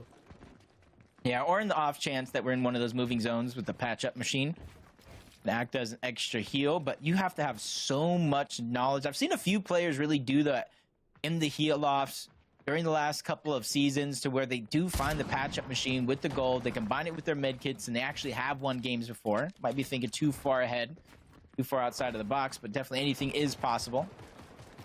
And with the zone pulling off of this Rift Island, we're in the 5th zone. This is where Storm Surge is going to be prevalent. We need to get it down to 60 players, which means 12 players. Was going to be 13 with Pollo going down. We need to get eliminated. That looks like that's going to be it for Pollo's tournament at the moment. Hasn't been able to string together really anything thus far, so now we're going to have to play for that top 10, as it looks like first place is going to continue to get further and further away. Nice little play by both these players, Psycho Kings and Swax, using that combination of the flow along with the launch pad. Get yourself a nice deep rotate into this zone. And Shiesty's right behind him as well. This is an interesting choice. Not exactly the position you want to be in, as he's the one getting sprayed and not his opponent, who he was expecting to land on. Yeah, I don't like this position at all, simply because if you know where the zones are going to go, it's not going to go all the way to the left side of the map, and it is going to be a 50-50. So in theory, they put themselves so far away from the potential circles. See if it'll pay off for them, as Baby House is trying to get out. He is the focus of the lobby, multiple directions. You see his builds going out just like that, forced to use his dashes to get to a safer spot. He's going to be able to replenish him, and see if he just step a toe into that water, he will be able to get him back. But the focus continues from one side of the map to the other, underneath the bridge included. Oh, wow. We see big shot coming through, the player right in his face. What's he going to be able to do? There's so many players right around here. This is a terrible position to be in, but somehow able to catch a breath. This might be exactly what he needed, but now that only keeps him alive for the moment. He's got much more work to do as zone continues to move, but Corteza already getting involved in a fight. That's Judebug. That's our first place player getting attacked there by Corteza. Yeah, with zone moving in. Though. Storm Surge is being on. It's forcing a lot of the action. Corteza was barely able to get above the threshold, but it came at a cost, using so much materials, a lot of his resources. The God of Banana even being used, but not able to really take effect before Yasir can pounce in and take him out altogether. There's the first one for Yasir. I doubt it'll be the last one. Interesting choice. One thing we really haven't been able to see is the forecast towers. There are a few of them that spawn every game, so certain players will have that foresight, the knowledge to know where zones are pulling before they pull. Typically, it's players that are doing something a little weird, but always, you never really know, because zone might pull back to the group. Now we see Judebug over by himself after Yasir has left him alone. Yeah, I'm just trying to peek at the minimap, seeing if there's any irregularities with any solo players trying to use that forecast tower. A couple of them immediately going towards the north as the zone pulls open. Mr. Judebug, though, first place is on the line here, barely below, slightly gets above with a couple players going down, but he's playing a game of ping pong here to try to get above that damage threshold. Only 2. Just needs to breathe on an opponent, but with everybody boxed up, there's not that many opportunities, and this is where it's almost playing with his emotions, because now he's 5 above the damage threshold. Regardless, 5 above, 2 below, it's not a position he's comfortable in. And he's so far away from everyone else that he's just relying on someone giving him an AR shot and then hoping that he hits it. There's no guarantees there. He could wind up having to fight anyone nearby. But just as that happens, Surge isn't going to play a huge factor this zone, so everyone will have a moment to breathe. We will have to get down to 40 though by the time this zone closes, so Storm Surge is going to continue to be an issue for these players regardless if they're able to fight it off for a single zone or not. Yeah, I do like, even though he's on the backside of zone, Alfonso's position, depending on where he's at in terms of surge, because he can look forward. A lot of these players will begin to rotate, even if they dash their way to safety. That's going to be his opportunity. Regular Bird trying to fly his own way to safety.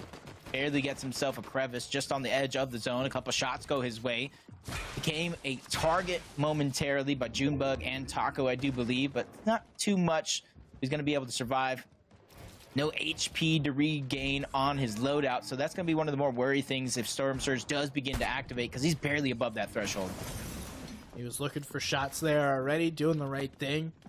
Folks now trying to find their position within this game. What does that look like? I can tell you it doesn't involve a fight, because he's quickly getting out of that one.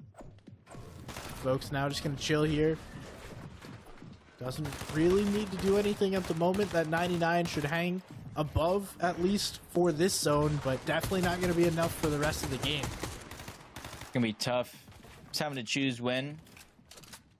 He's going to have to go in when he's going to take that opportune time, but Storm Surge is going to turn off for now. Almost a sigh of relief, not only for him, but so many other players in the lobby, including Mr. Junebug, who wasn't faring the best moments ago last time we saw him. He does have more than enough splashes to even leave himself one tick left to use it for the rotation. Minis and the Banana of the Gods to give himself a little bit more speed boost as well. Now it's just about how he plays it. So peeking through the cone to get information is going to be just as crucial as everything else in his game plan. Yeah, unfortunately for him, he got a max pull, so that's going to be a problem for him. Like you mentioned, he does have the movement if he wants to use it. I would probably save the Banana, use that Fizz, and then you want like a middle rotate. You don't want to be the first because you'll wind up getting sprayed, especially when you're at the backside of zone. If you're one of the first players and you're on front side, sure, you can go first, but you don't want to be in that first bunch of players, and you don't want to be the last one. Give everyone in front of you enough time to box up, turn around, then shoot at you. So we see Silic doing about the same thing, and all the rotates beginning to come through right now. And everybody just go. Dorito's going to be the front side. Spade, you see her as well. Lennox is trying to meet him there. He cutifies, making his way. Everybody that was once towards the backside now making their way towards the front, congesting this side. Yasir's not done just yet. He's trying to box himself up, trying to break into the box. He does have the dash medallion. First shot's going to hit, and that's going to be a huge haymaker of a shot. Bring him down just a sliver of HP. He's going to be able to escape, and now Yasir, instead of getting greedy, chasing after that one, he's still taking his time. He's just getting so much information and making his move based off of his knowledge. Yeah, we can see the veteran play right there. Instead of chasing that the entire time, all right, I have everything I need. Let me not toss this game for a single elim. Many players get way too greedy there, but Yasir does not do that. Spades, though, looking at his rotate, was taking some shots at low ground Taco. Spades is going to make this rotate. Trying to get front side here before zone starts moving. And trade for some bandages. We see he's a little bit weaker than he wants to be. Going to be able to pop those, and pretty much everyone right on top of each other in this side of the zone. No one really on that eastern side. So whoever wants it can just jump on that eastern side, but now Spade's getting jumped on himself. Is going to be able to jump out of there, and we are going to be in a zone with green water, Jacob. Now, this is going to be one of those zones to where you have to be able to find a way to dip your toe in and out. Spades above the damage threshold. Just trying to save some of that Flowberry Fizz for a moment like this. The first rotation is going to come through, but he has one more charge in his back pocket because he knows it's going to be continuous rotation after rotation through all this chaos that is the rest of the players in the lobby. Everyone went from that left side, now looking to get onto this right side, so they have that extra rotation.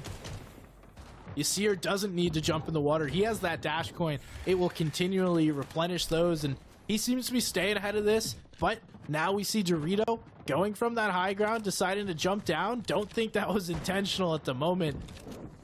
He's going to actually give up height, and there's no one up there. So what went from a free high ground position now is given up. Dorito, interesting play, but you can wonder why, or you can see his material dwindling. He needs to be on that mid to low ground layer to get one of those refreshes. Yeah, he dropped down low before he runs out, before anybody can test him, because that would definitely be the end of his run, so he's doing the best to keep everything intact. Silik's going to be able to get his box broken altogether, but quickly dashes to a much safer position, trying to minimize the build usage because he knows he doesn't have a ton left in the inventory, and he goes almost all the way up to that second layer of height. He's trying to make sure to stay away from everybody that's dome low, that has no mats, that has no material, no other choice but to go for eliminations. Yeah, he went for the chop there on the high ground. Does get it, though, but he's also getting an elim. That's going to be huge. The refresh there could be just enough for what he needs. He needs to be careful, though. Does build off that other player. Great preemptive move. Now it looks like Yasir is starting to position himself up higher. He looks at Petro. Big shots come through. That's going to be enough for him to take the high ground. Petro goes down, and Yasir has everything he needs to know to go and play for height.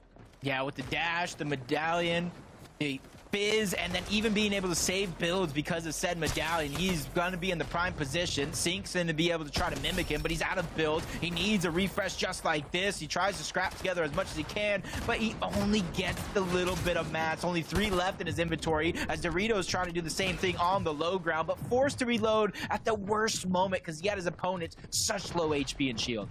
Just deciding it's not worth chasing this one. I'm just gonna go for this medkit play for that a little bit extra placement, and then slide in. Sync able to get another one, though. That's a nice refresh. Continuing in this zone, deciding to go for the wood over the metal. He's stuck in this box. Now he's just gonna have to play for it. Dorito does get that refresh that he needs. This is gonna extend his game. He's still looking for some whites to put himself in a better position as spray comes down from above.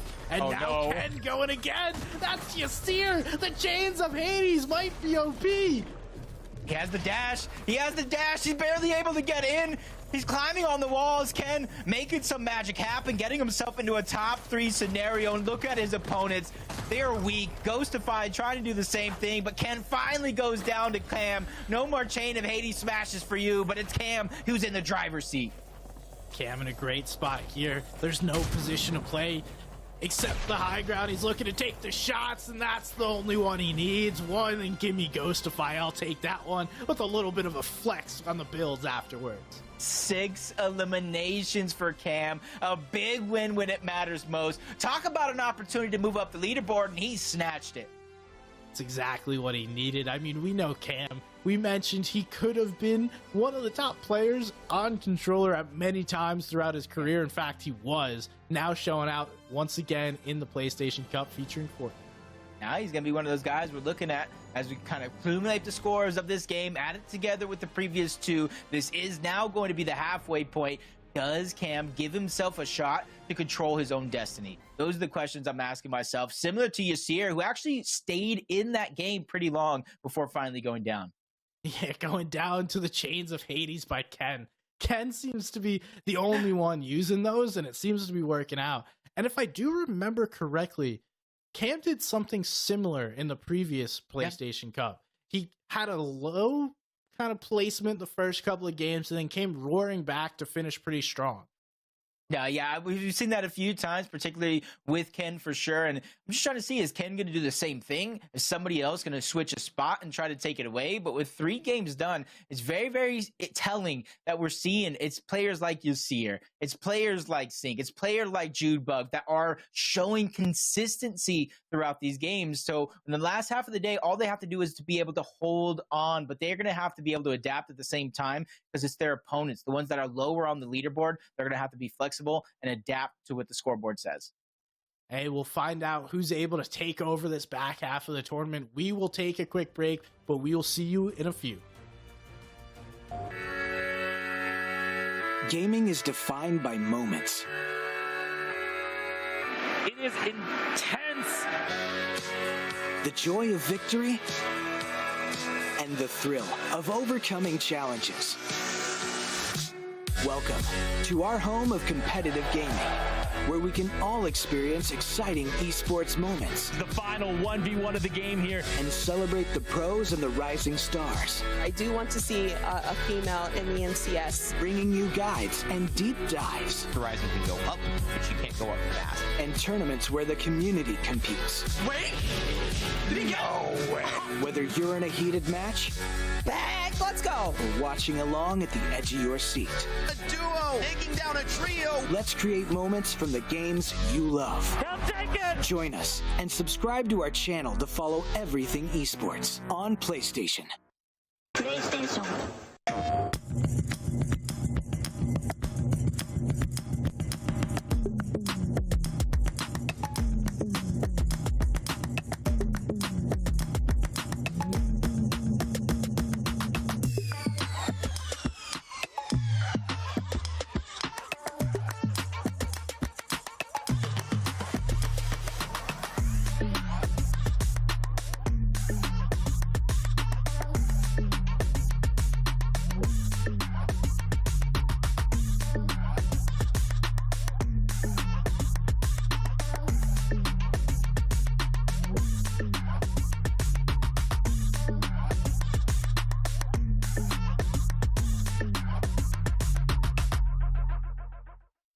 PlayStation.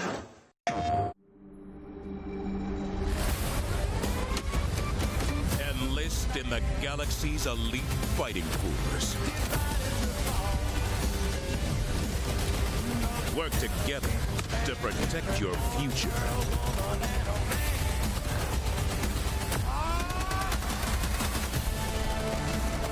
Join the Helldivers, the galaxy's last line of offense. PlayStation.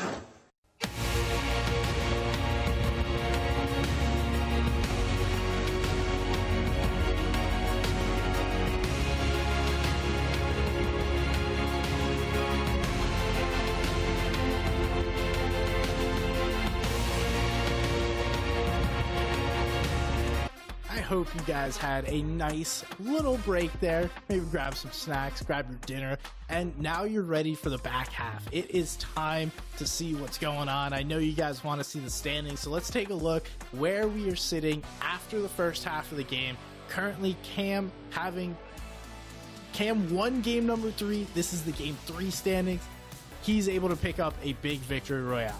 Yeah, and if you look at the point spread between him and second place, there's 11 points of differential. Don't quote me, but I think that might be some of the highest point differential between a first and second place that we've had so far. And as I continue to look down the list, 6th place for Yasir. He was at least able to capture half, or a little bit more than half, of the placement points throughout that last game, plus 2 eliminations. So he's definitely keeping himself on track of that first place prize as well.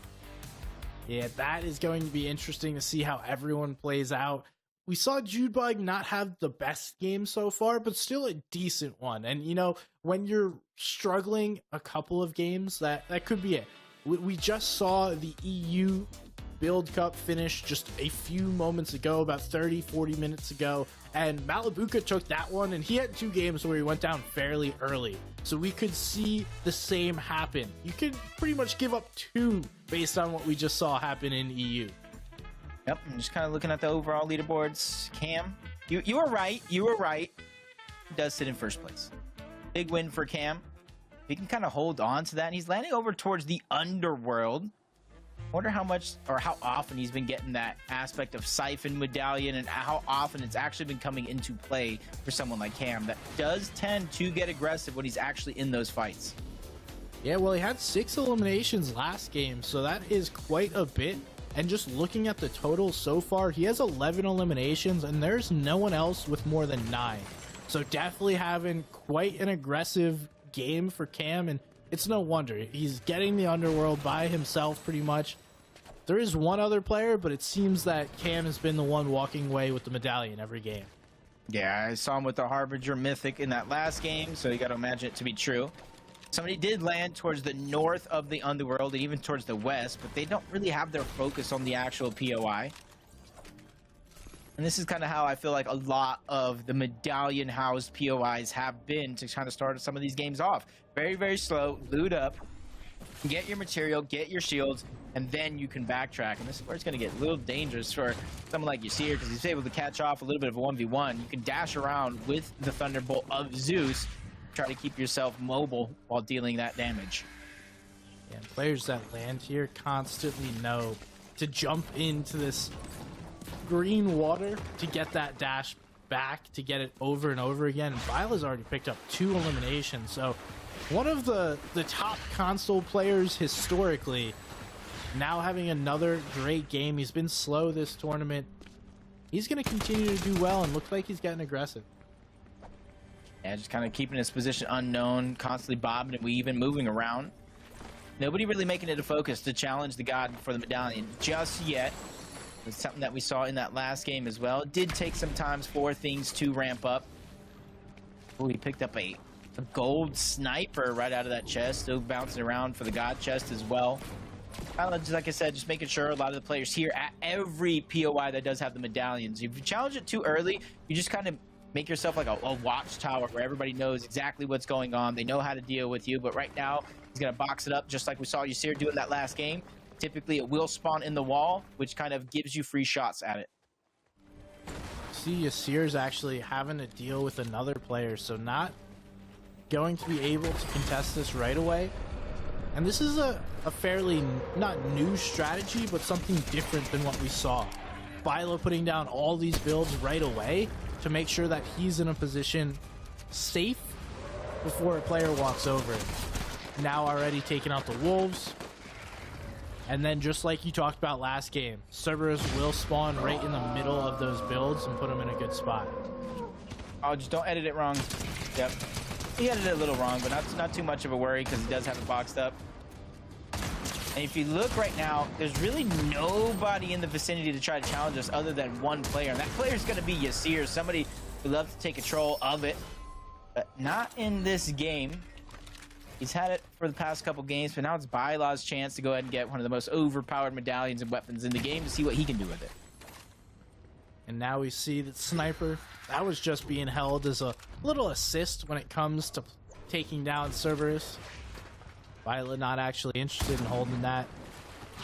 I'm wondering why he didn't use the splashes to get full HP, but you know, sometimes those little slight moments, they go by your head. You don't think about them, you don't realize you actually did it. Now he's just getting healthy here using all the nom boxes. You gotta get what you can, man. Did you call them nom boxes though? Yeah, that's what they're called. Okay. The fruits and vegetables are called noms. Okay, so you learn something new every day. I know the doctor always said, eat your fruits and vegetables. Now we have a name for the box. You write that one down, but Yasir, how much do you think it's going to change up his strategy now that he doesn't have the medallion? Probably not too much. I would expect him to still be pretty aggressive, stay around this area.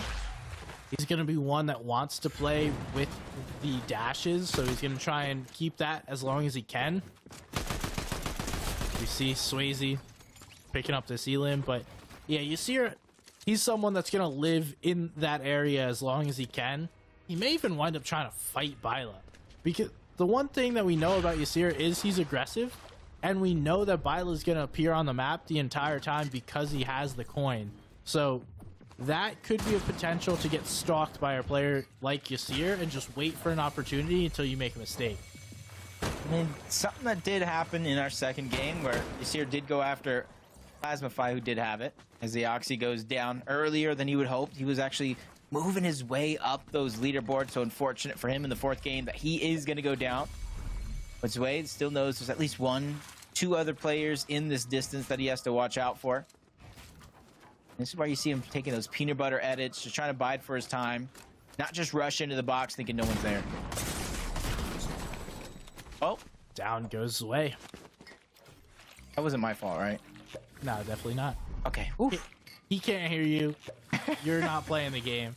But a little bit of lore of the reason why they're called noms boxes. So when they were initially introduced, there was a store. It was a grocery store called Noms, and that's why they are noms boxes. Okay, I'm gonna have to like pick your brain with some Fortnite trivia or something. See how deep does SBG's Fortnite knowledge go for the little things? Way too deep. Do you know all the little sub POIs? Oh no, that does. That's next. I couldn't do that. Yeah, no, That's not next. Just never. The only one I know is Ship It Station. I've made a couple of videos on a few different, like, I think they're called like landscapes or Yeah. But I don't know the names of them, and I have them labeled too. Like they're properly labeled, and I just don't know what the name is. We'll learn. We'll learn together eventually. You see her, just like what you said, though. Staying around kind of the 0-point water, lake, swamp, all of it, to make sure that he has the dashes for when he does want to start to play aggressive. Getting together all the scraps that might have been left by Cam. Isn't really going to be much, and without too much mobility here in the game, he does look like he's going to go for the wings of Icarus. Now that he doesn't have the 10 charges that respawn every couple of seconds, he probably has to think of a plan B, and he's ready for the future, even if he doesn't use it right away. Looks like Zone is going to pull away from this area, so while it'll probably be in the next zone or two, I'd guess by zone 5, we're not going to be seeing any of that green water still in these zones. So everyone's just going to have to play regularly with that little bit of extra movement from the Fizz. Or the Flowberries. Haven't really seen the wings of Icarus be used too much. We've seen a couple of plays with them, but not necessarily like a common staple within players' inventories. Yeah, I thought that would be used kind of like a little bit of a impulse or shockwave, the way you kind of go up against the wall and you can kind of launch yourself, especially with the Flowberry Fizz, something that I feel like you were one of the first persons that I've seen kind of do something like that. I thought we would see more of it, but I think just players are playing more safe, collected games. And Yizix, talk about safe, he takes a full monster of a shot by Sync. Ledesma's there on the other side. So much chaos, and you see the third parties from the mini-map slowly but surely closing in on this distance, and as Sync goes down, things is going to slow down because Yizix doesn't want to get back into that fray because he just lost 100 shield in the blink of an eye moments ago. Now Yizix is going to turn his attention here on a 1x laser. Seems like all Yizix is doing is taking shotgun shots in return. Every time he seems to be getting aggressive, the shotgun shot comes through, and he doesn't seem to want to give this one up. Gonna continue to chase laser, but I'd argue you're spending way too much on this at the moment. And if you see something we don't, maybe it's just a sign of weakness as he continues to try to push into the box. Police control is going to be important here. And another the third parties as everybody's rotating his zone becomes so much of a nuisance. As Ledesma's on one side, yet again, Yizix and Ledesma are finding opportunities here when they catch an opponent off guard to try to steal away eliminations. Yeah, they seem to always be in the same area every time they wind up getting in a fight. Laser, though, is in that same area. Ledesma is getting aggressive. He's in a way better spot than either of these two players. Has the most in his inventory. Definitely in a great spot. We're going to see if Laser can get himself out of this situation because Yizix is continuing to get aggressive. Does take a shot there onto Ledesma, but misses. And that's just a shame. This is not what we want to see. Yeah, it's just very, very unfortunate because Yizix had full advantage. For him to let that player just kind of slip through is just him just falling asleep on the job there momentarily.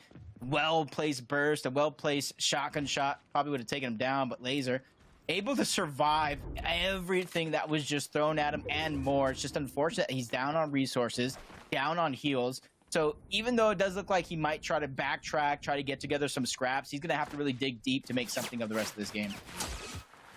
And now running away from all this and running into the last thing that he can. Yizix needs to hit every single thing that he can along the way because he's got really nothing to his name. If anyone sees him, it's pretty much all but over. Now we tune in with Piggle.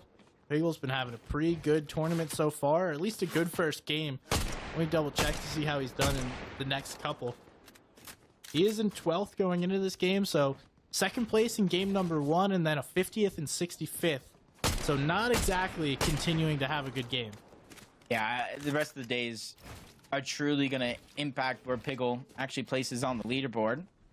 Big win here will kind of put him right back on track from that game 1 that you were just talking about. Anything less is going to keep him climbing himself out of the hole that he placed himself in, using the DMR, trying to tag some shots in the distance, even though we really haven't seen Zone 3 have a lot of surge.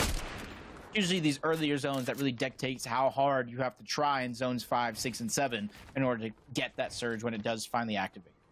Yeah, that's exactly right. The players that get ahead of Storm Surge, they play a different game. If you're constantly chasing Storm Surge, trying to get damage every single zone, you are forced to play differently versus the players that do their damage early in these first few zones. They always wind up in great positions where they're able just to chill, rotate when they want to, not be forced to play in poor positions.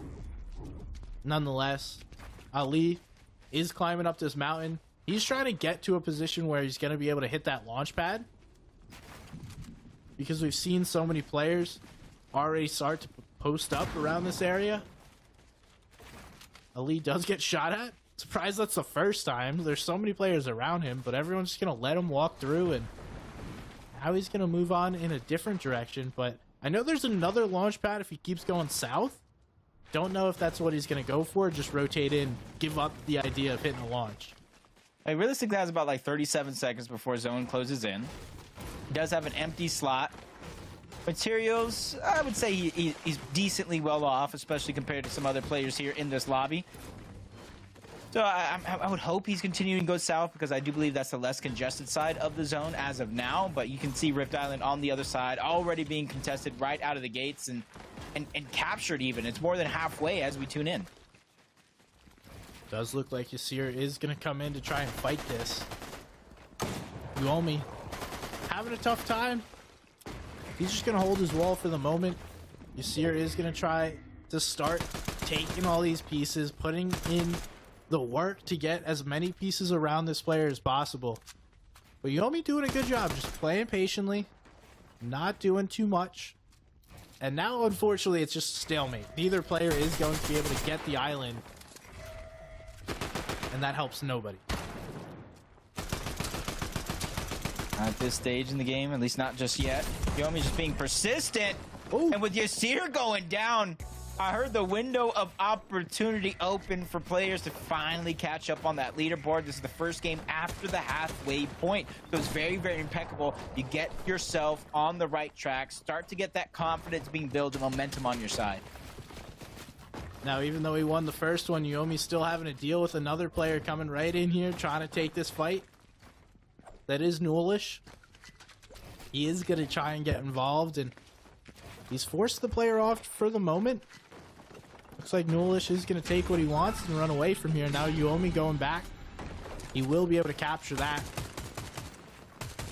And that's all you want. You got the loot. If I'm Yuomi, I just go up a layer. I'm like, all right, Nulish, you do your thing, bro. Like, I'm chilling. I'll grab the loot. You can hang out down there, take whatever I don't want. Yeah, I like that as well. You just want to separate yourself. There's no reason to go and fight down there. If Surge is what you're after, you can easily go to the side of Rift Island, because you see it's still in the zone as well. Set up shop, build a box, and that's where you can get your Surge. So staying in this position is going to be a little bit risky, but with everybody slowly but surely rotating their own way out, makes it that much more of a successful play as Laser in the feed finally goes down to Yizix. That fight seemed to continue forever. Now Zodi. We are going to see more of a southwestern zone, or south... I guess actually we're pretty central of the map. Never mind. Zodi is going to be forced to rotate here in a second. But Not too bad.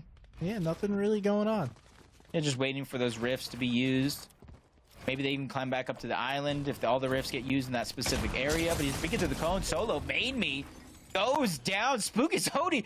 That was actually a really scary opportunity. Just 6 HP in a dream. He's able to survive. Glowberry Fizz. Shield Fish above damage on the Surge threshold. This might have been the play of his game to give himself a fighting chance to take it all. Doing the little 72-hour strat. He must have known there was a player nearby. So you just go over, you pull your cone out, and if it appears red, then you know that there's a player sitting in there holding the cone. So that's exactly what happened. That's how Zodi knew the player was in there. Even still, though, he was a little bit late on the reaction, and Solo's made me got the first shot there. It was very, very close. Very, very close for him going down. But with Zone not going too far away from Rift Island, nobody has to rotate too far off just yet. The next one is going to be more telling on where people have to go. Storm Surge being active. Mr. Junebug, only 38 above, is going to have to figure out where he's going to get that damage from. Because even if he tries to survive, in theory, other players that are above him on that threshold or even below can pass him, send him falling down, having to need surge for himself. It looks like Cam just went down there. So first place out. Yasir still in the game, but handicapped compared to what he has been with that dash coin. You see Judebug, though, had a first couple of games solidly and then now has fallen down to 4th place after going down in 29th in the previous game. And why does it seem like Low Ground Taco and Judebug are always fighting? These two are like always face-to-face in engagements, and I don't blame Taco. Taco's in a position where they need Storm Surge, but now just Judebug gets that shot in, that could be all he needs. Yeah, it was even a third party spraying in that direction as well. Just barely doing enough to stay above the threshold. Mr. Judebug on the other side, though, is going to be above. Not really too much to worry about. Shots from above. He knows exactly who that is and where it's coming from. But with a rotation to make from both of them, this is where it's going to get tricky for Mr. Judebug because he has to time it perfectly because he's still going to have that player hot on his heels. Now we see Low Ground Taco just trying to do whatever they can. AR shots maybe better here. Yeah, that much better play. You're going to be more consistent, at least hit a couple of those rather than going all in with the snipe. Need the damage at the moment, not an elimination. Although it would help. It's not exactly what you need to stay alive. And now, unfortunately for Mr. Judebug, you just have Low Ground Taco sitting in the way. Beat a problem, and this really is helpful to no one because it's going to hurt both Low Ground Taco and Mr. Judebug. He's able to get that elim, so that should be fast enough to not give him significant issues. And he also has the 2 med kits to be able to take along the way. Yep, going to use that first one pretty easy with the flow berry. He's going to move quicker, being able to kind of jump, try to get there. 42 below the or above the damage threshold. He knows sooner or later he's going to have to start going in and making some damage happen, but he's just outside, becoming focused. A lot of the damage being because of the Storm Surge, no shots really being able to pick in just yet. This is one of those situations with all that damage. They know you're coming in late. You see multiple players from below and above just trying to go in, clean up this elimination. Mr. Judebug running out of materials. Only one build left to place, and he's still getting focused. Forced to drop down low. That's Ali, ultimate low ground. Mr. Judebug is running out of options, running out of time here, but he's still finding a way to stay alive. Don't know how he's doing it. Ali is getting a little aggressive. The little sprays could cost Mr. Judebug his game. Almost jumps in the box there of Ali, but not going to be fast enough. And Judebug finds himself a little corner. This could be all he needs in order to stay alive. Ali knows he's here, he just doesn't know where, and there it is. He does find him. Judebug forced to run away. Now just running in circles. I don't know how he's staying alive, and down he goes. As Tita Rooney just peeked out at the perfect time. That's opportunistic because he didn't really do anything in that fight other than peek through as soon as that player was in his line of sight. And now he's going to get all that spoils, shields, Flowberry Fizz. I would say siphon materials, which isn't much, but it's better than nothing. Got Ali, ultimate low ground. He's in zone, 74 above. Really nothing to worry about. He's just going to wait for... He's forced to move by the zone pulling away. Where that zone actually goes is a whole nother question, though. And we do see everyone is going to be forced at least to go up into this one little area in the southwestern side of zone. Is going to be super congested. Bila up there on the high ground, so the dash coin giving him the fortitude to take that high ground position. This is potentially that breakout game for Bila that he's been looking for. And this could be it for Bila. He does have that medallion. He has the gatekeeper, multiple dashes, even though he only has 7 points so far. This is a prime example of how to pick yourself up, dust yourself off, and really contend for the PlayStation Cup Championship. First to the Fizz. Dash is coming out as well. He's just trying to go above and over everybody else. And now he's going to be one of the first players there to the new zone. This is that huge advantage of being able to have those dashes. You get ahead, you can look back, get tags if you need them. If not, you get priority position while everyone else is trying to figure out just how to make their rotate. You're picking and choosing where you want to wind up in the zone. Piggle needs this. This is a game Piggle's got himself into. A ton of builds, solid positioning if he can get in one of these first players. and the loadout is everything that you would hope for. Yeah, take note, please. Everybody at home, you're wondering how to get better. Pickle fired one shot on rotation. He didn't make it a focus to hit his opponent. He just wanted to slow him down and immediately continued forward, overtaking him on this next rotation. It's absolutely key. If you fight outside of zones in positions like this, it's a no-win scenario. Definitely not. You don't want to be tagging players along the way, because then it just congests everything and everyone's stuck right with you on the rotate. They'll shoot back at you and nobody wins in those situations. So be like Piggle, everybody. Take one shot if you need to force the player to build, but don't necessarily take a fight on rotate. You can fight players whenever you want. Storm is inevitable. You can't beat Storm. You gotta focus that at first all the time. And looks like Shiesty down below. Piggle could get a free one here. All he's got to do is make an edit. There it is. Misses the first shot, but that's going to be enough. And not that he needed anything, but that's a nice little refresh to increase his chances. Piggle just trying to pick and choose what he's going to use. Bring with him towards the next zone. Ali has some great elevation here, but it's just the builds. Being able to hold on to it is going to be my only worry for him, especially if Byla comes back into the mix with that dash medallion trying to contest that high ground. But so many other players overtaking him. Curves, darts, Newlish even as well. Ali's going to try to drop down low. He doesn't have the builds to maintain it in a safe manner, but he's playing his cards down low towards the low ground, and hopefully that pays off for him. Yeah, he definitely doesn't have enough. And that's why he's dropping down, going to put himself in a position to be able to refarm or maybe pick off a player that doesn't see him coming. That auto shotgun is really nice for jumping in a box when you're desperate here in this end game. Being able to put yourself in a position as Piggle picks up another one. He seems to be slaying out here, and that's a great game now. This is what needs to happen for Piggle. He's gotten exactly where he needs to be. He has the materials. He has everything. Nice little play there by Dartsify. That's what you were talking about, Jacob, to hit those angled little dashes with the Wings of Icarus. But back to Piggle, he is in a position he needs to take advantage of to get one of these top fives out of this game. Yeah, he has to, especially since he has the blueprint. He's already showed his success here on the day. It's just about mimicking it, executing it yet again, and Piggle biding his time, not getting so aggressive to where he doesn't really leave himself a plan B. He's just biding it.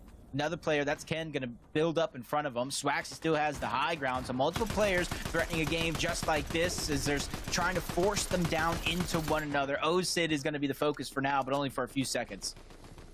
Now we see Swasix. You talked about Ali not having enough to hold high ground. Swass doesn't really have enough either. That's Byla jumping up. This is his moment. We talked about him needing this game, and he uses the dash coin perfectly to make a play. No one is going to be able to contest him up here on high ground if he stays up here high enough. Quick little refresh of the shields using the fizz, and he's in a great position. He's in the driver's seat to take this match. Yeah, even has the HP in terms of the med kit to regain it back if he so chooses. With nobody really getting an opportunity to look back up, Byla's not even really being contested momentarily, so he has all the time in the world to look down, put that pressure, force them to engage in one another. Even if he doesn't pick up the elimination, that is going to be huge because it's one less player that he has to worry about as he continues to move towards this end game.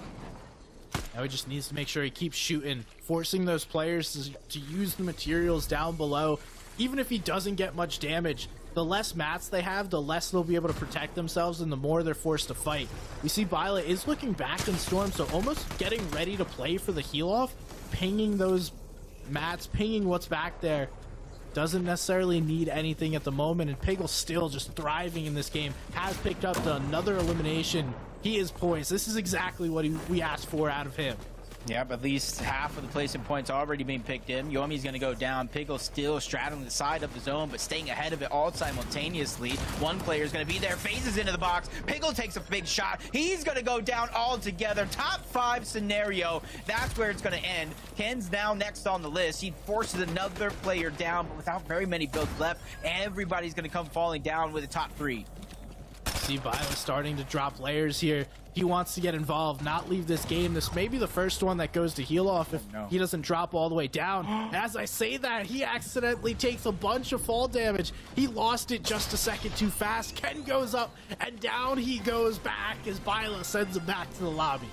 Tried to climb up the side of the building, but that was the same thing. Left him vulnerable, susceptible to an easy shot just like that. Byla wins and takes the game, and that's how you put yourself in contention of a PlayStation Cup final.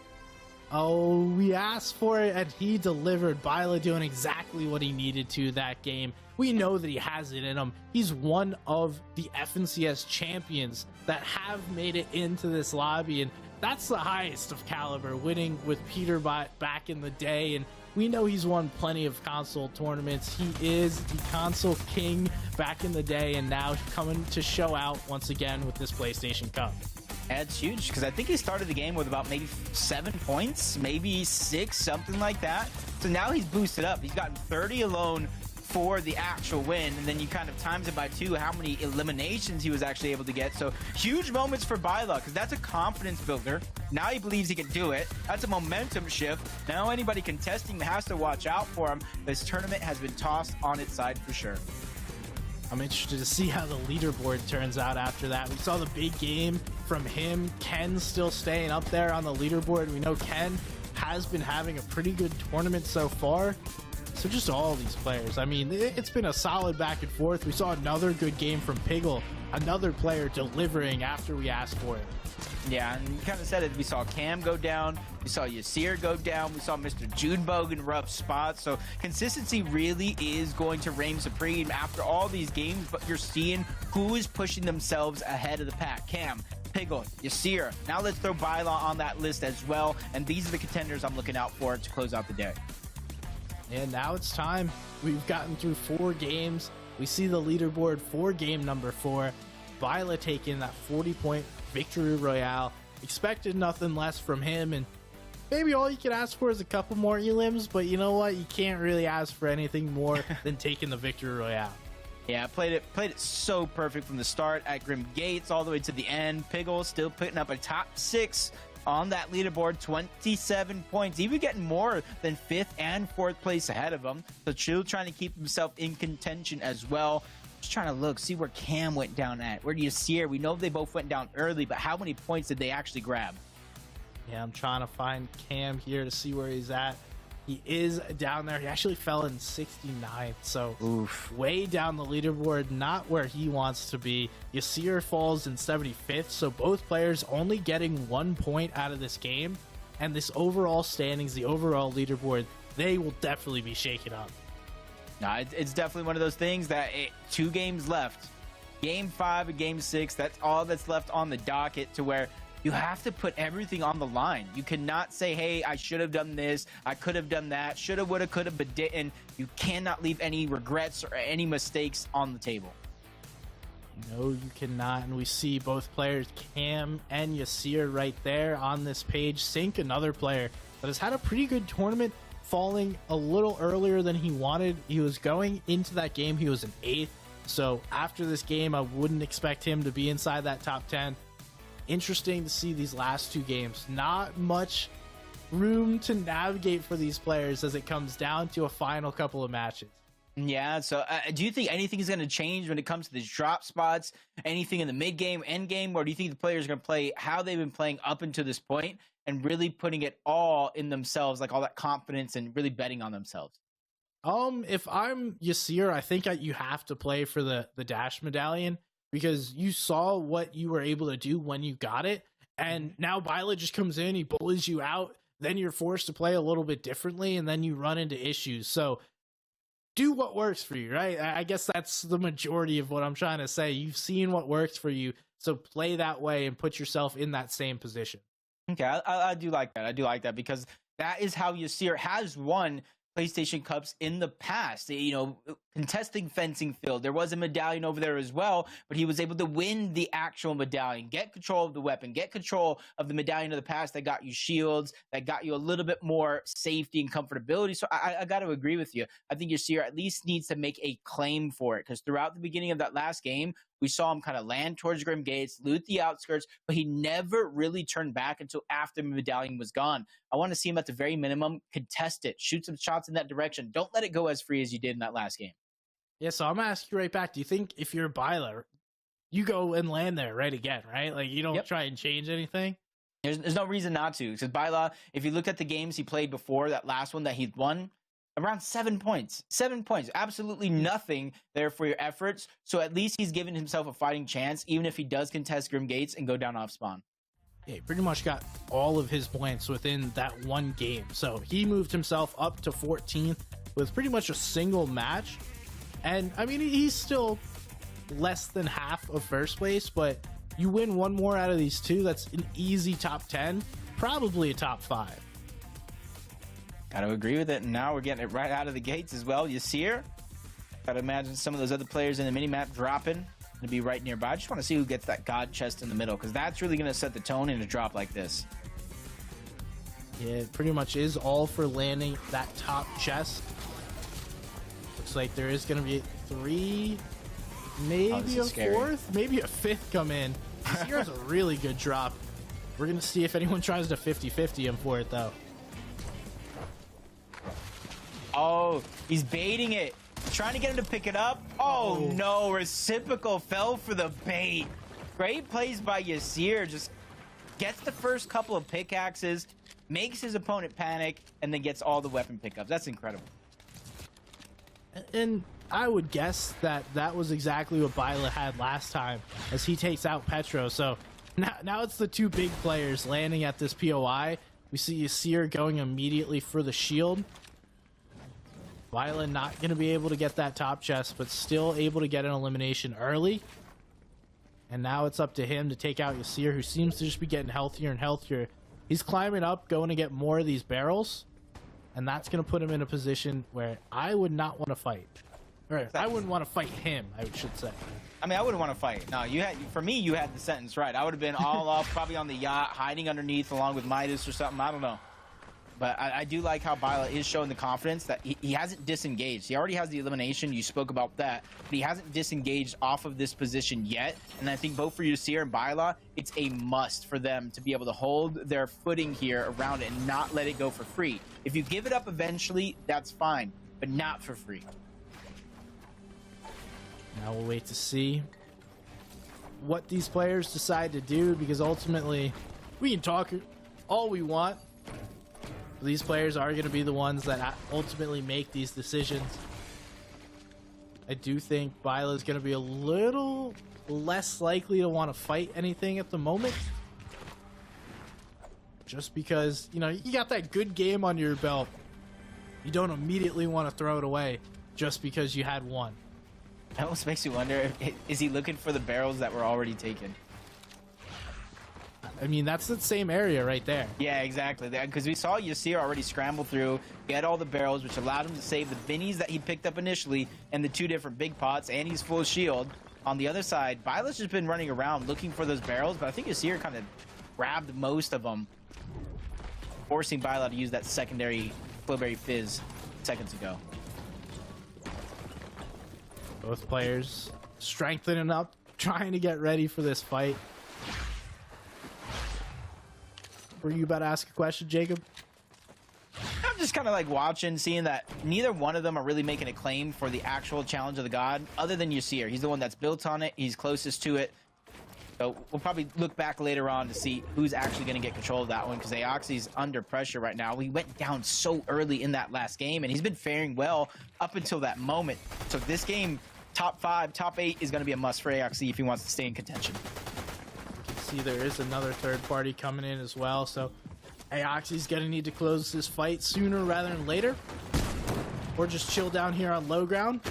Does wind up getting that player fully in a box, jumps right in. That's not exactly how you want to start that engagement, but enough time just to heal up, enough damage onto Razul to give himself a moment. That's Surge staring at this. I believe Surge landed right outside of Grim Gate, so walked over to try and see what's going on here. We saw it. I think he's just crouching. He's just waiting to hear more, right? So he joined this fight. It was already kind of stabilized. Both of them in their respective boxes, even though Aoxy did get aggressed on. But everything kind of slowed down. So for Surge to keep moving in as the third party, it just puts himself in a spot to where he could be the main primary target. Now with the shots firing off yet again, you see him moving closer and closer in this distance, and timing is impeccable and crucial for Surge. The fight's gonna begin. Aoxy's gonna win that without a singular scratch on him. Now Surge is gonna hope that he's weak and sees it as a green light to go. Oh, Surge jumping in. Aoxy's not as weak as he thought, and now it looks like Surge slightly rethinking what's going on. Nope, Aoxy is going to build some layers. Surge in a good spot, though, especially with those dashes, able to get himself in a good position. The crack comes through onto Aoxy, and that's exactly what he was looking for. Cleaning up that fight. Nice little elimination there. And there is another player staring at him, but Surge is in a great spot. So unless he makes a mistake, he doesn't have anything to worry about. yeah, and with Aoxy going down right there at this point in the game, it almost leaving himself for a win with 10 eliminations, maybe even 15 is going to be needed if he wants to take the first place. But luckily for Aoxy as well, there's still hundreds, if not thousands of dollars to fight for, even if you're not in first place.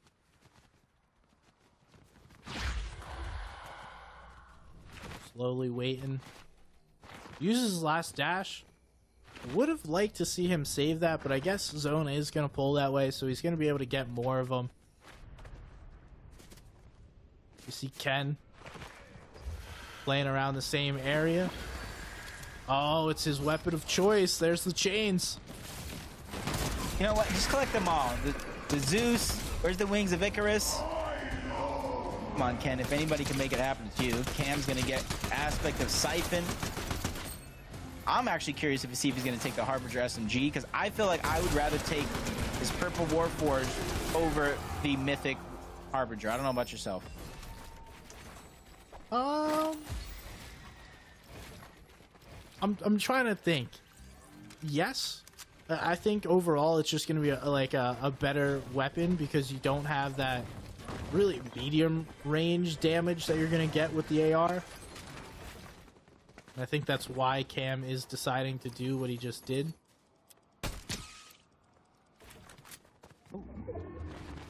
That was a little bit of sniper, but turns out to be the DMR. But hey, that's still good surge.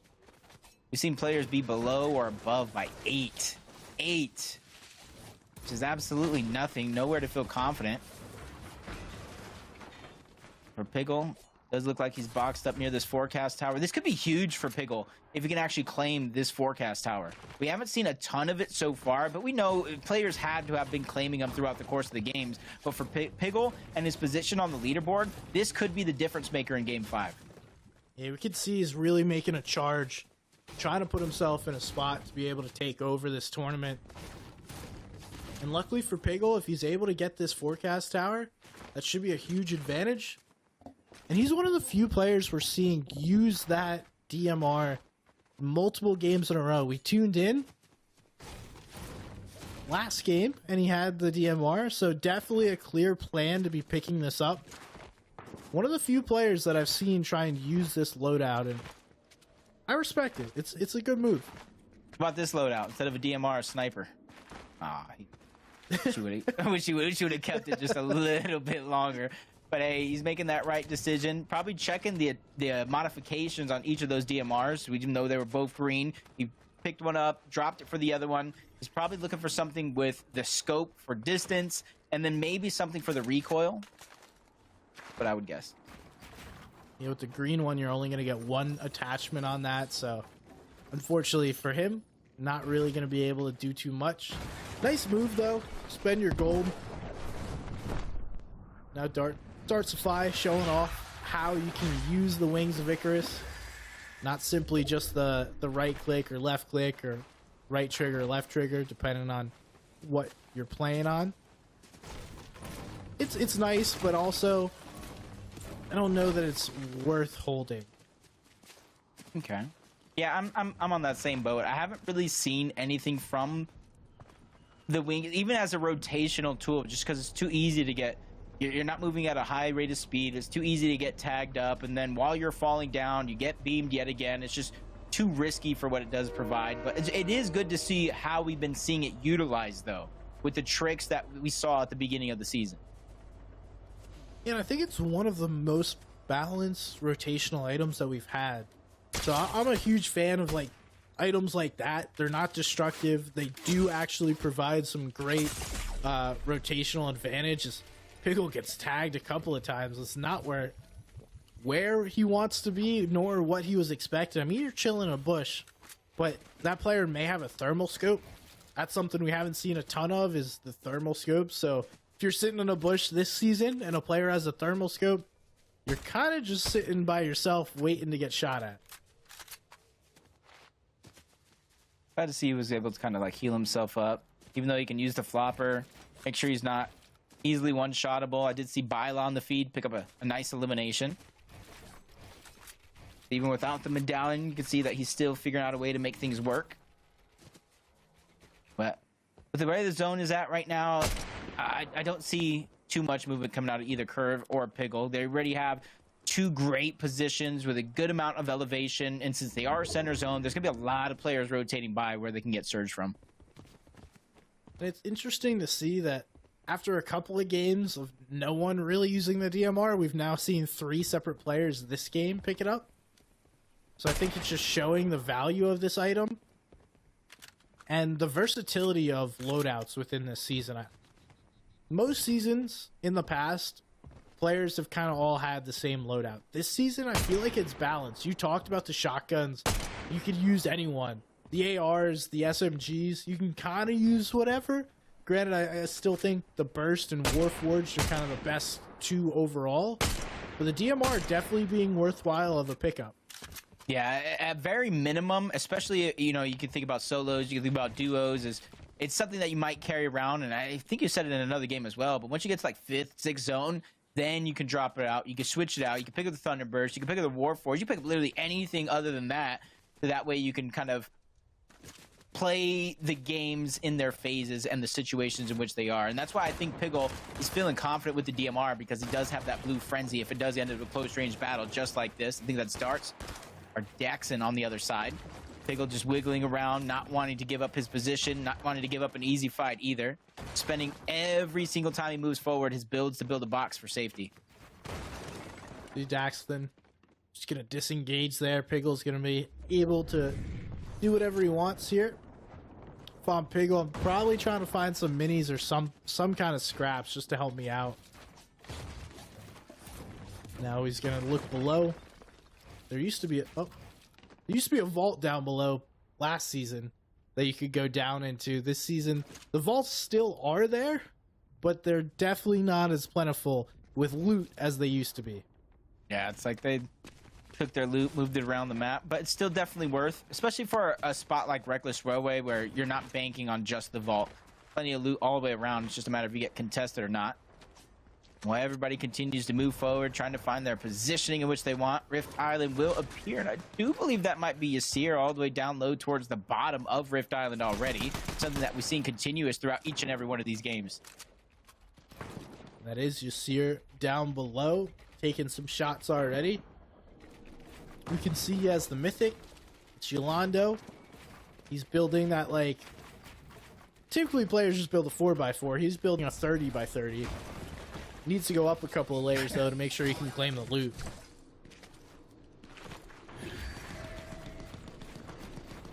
Now you're seeing like a different, more comfortable Yasir. And we have seen that last game, especially with him going down early. Looked a little awkward in some of these fights, but now that he has that dash medallion yet again, he has the Mythic Gatekeeper, you're seeing him in his comfort zone. He has his shoes off, kick back, relax, probably has a water open right now. Probably got some music playing in his ears. Yasir is comfortable. He's vibing. Are you describing my life or his? I think it's both, because that mine too. Just hanging out, watching Fortnite with my boy Jacob. I feel like when he has the medallion and all. Oh no! Talk about smiles. This is what we came to watch. No dashes, no medallions. Just get your bro Ken in here with the chain of Hades, and that's Cam on the other side. That would be a big elimination if Ken could figure out a way to get it. Looks like Ken's just going up. Actually looking like he's going to disengage. So this will give Cam a moment here. But it's going to cost him almost all his heals if he wants to get fully healthy again. I don't know what Ken's doing. Like, this loadout makes no sense to me, but it clearly is working. I just noticed he had no shotgun. Nah, just the chains, bro. That's all he needs. Ken is different. He is building the meta right in front of our eyes, and we are just witnesses. I need to see how much damage this does. I need to go back in, break it down, because when I was breaking down the Chain of Hades myself, I was like, yeah, you really won't see that attack too much. You know, it's too slow. Players are too accurate. Nah, Ken said, but wait, there's more. So it does 30 damage the first 2 hits, and then the third hit of the combo, it does 70. So in total, it does a good bit of damage, but like not that much. Maybe he knows something we don't. I just became a huge fan. Let me double check that. It might do 40. I believe actually it does 40 the first 2, then 70. It does 30 if you pull an opponent. So there's two moves, right? You have that pull, and then you also have the ability to do the melee attack. And the melee attack is like a 3-hit combo. So it's 40, 40, and then 70. So 150 total damage. I mean, I guess maybe it's good that it's not more, because how many eliminations would Ken got at this point? 70. He would be taking over the lobby. You see here, he's able to capture Loot Island. You can kind of see him toying. Plenty of loot for him to choose, and it's funny because he already had the loadout that he wanted. Nothing really changed out of his loadout after capturing it. Possibly just trying to deny opportunity from everybody else, but as soon as he leaves, that leaves scraps open for somebody else to try to take if they're daring enough. I'm not daring enough. You want to go for it? Nope. In no game do I want to see Yasir on my wall or anywhere near me. This guy's brave. He just went over. He said, I'm trying to get scraps. Yasir said, those are mine. Your bro Ken out of zone right now. HP ticking down, but not too much to worry about. Does have multiple med kits, and that's Cam trying to get revenge from some of the earlier slams and slices he was trying to do. Cam has the loadout you would think is more preferred for a fight like this, but third-party shots coming in the direction of Cam, slowing him down momentarily. 328 above the damage threshold. Cam doesn't even realistically need this. He wants it.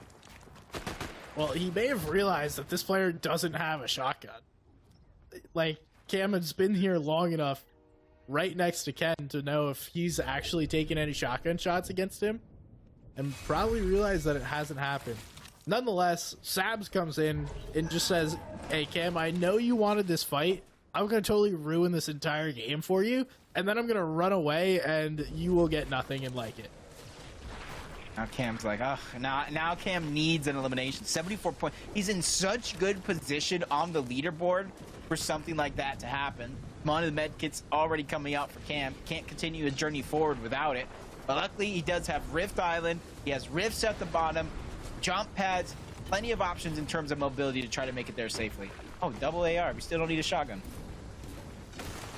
Again, building the meta in front of our eyes. I think he just picked up the second AR because he used up his inventory slots and no longer had anything. So, you know, that was just an auto pickup. You don't want that second AR. Only the DMR and the Chain of Hades. Now, if I'm Cam, I see like this group of players right here. I'm landing right here and starting to box fight. Oh no, never mind. That's not what I'm doing anymore. At least he still has the med kit. He can't pop it right now because of the audio visuals we were talking about earlier on in the day, because then it's going to give away his audio away. And then they're going to know he's weak overall. And you kind of look at the strength of these other players. It's going to be just a tough situation for Cam to try to survive. Medkit's going to be popped up, but still has no shields to regain at this moment in time. We see Yolando right in front of him. Cam trying to take advantage of him, but Yolando's not going to be a free tag. Or a free elim, I should say. The tag was free. Anything else is going to cost you.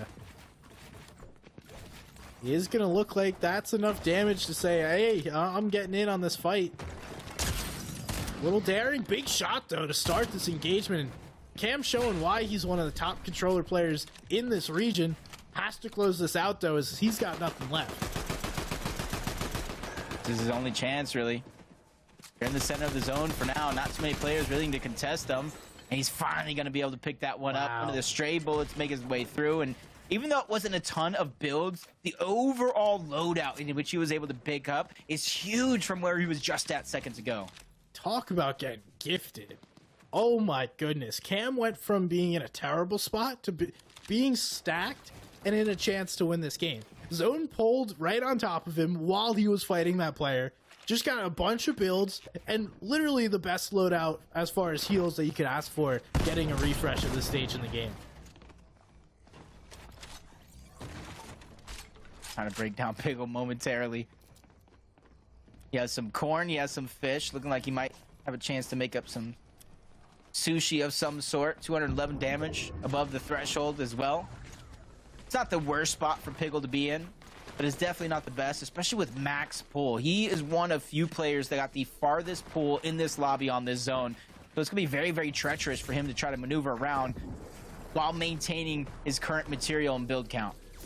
Well, this will be a great rotate to watch for players. We just talked about how he did this last game without shooting any players, but this is a much different position, right? He needs a refresh before he gets into this zone or something along the way.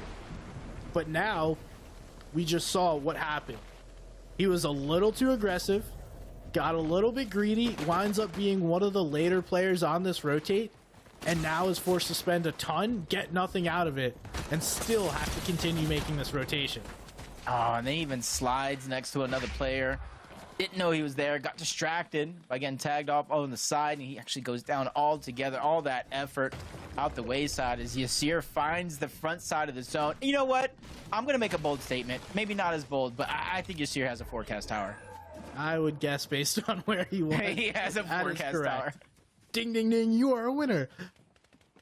Cam, though, playing patiently. He knows that everyone's going to have to rotate through him. I mean, we see this is the side that Zone pulled was where everyone, or where Storm was in the previous zone. So it's exactly why that happened. Oh, Ken, what are we doing? We got a shotgun. We're ruining my hopes and dreams. Please put down the shotgun. We don't need it. See, the thing is, he's just going to use it far away, but once he gets close, the Chain of Hades is going to come out. Right now, just AR tags, looking back at zone. Just a Jude bug, trying to be the target. Multiple players rotating in the same direction. Ken has to be able to be careful because he is a farther back than some of the other players here currently positioned with not a lot of builds. And here it goes, Chain of Hades, multiple dash attacks coming in, not really able to land anything other than one, but he keeps chopping that player down. Ken won't stop. He won't be denied until, unfortunately, that player is able to build his way to safety. Escape for now, but Ken finds another player. That's Taco on the other side. He is so persistent, like a fly at a picnic. You're trying to shoo him away, but he keeps landing on your face. And I think it's just like the pure shock and awe of getting hit with that. I feel like it's just a genuine panic players have when they see someone start pulling that out and don't really know how to counter it because no one else uses it. So it's just huge. But now we're talking about Cam needed the huge refresh earlier on, chasing Josh now, trying to get another refresh as he's spent everything on this rotation and fight. Yeah, he doesn't need it for his loadout. He needs it for the materials.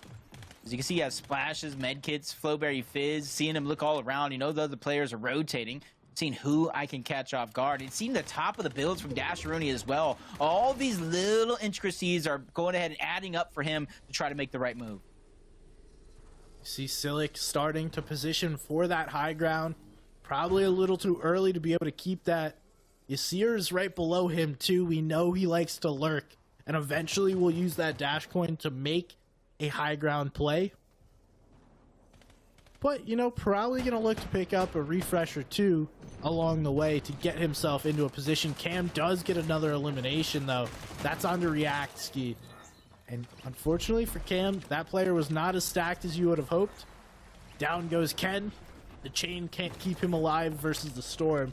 But now, if we continue to watch Cam, he's going to continue to look for fights, just take some tags on players, and once he gets enough, just like that, the crack comes through, that is his key to jump in the box, and that's exactly what he wants. It makes it that much easier. The players are spraying in, making it harder for him to try to survive. Baby Haas is going to go down.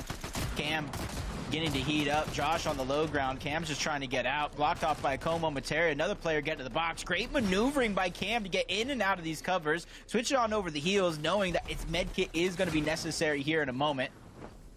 But with the Flowberry Fizz, this is his last chance to try to cover that distance, get in the zone so the medkit can have the most effective use.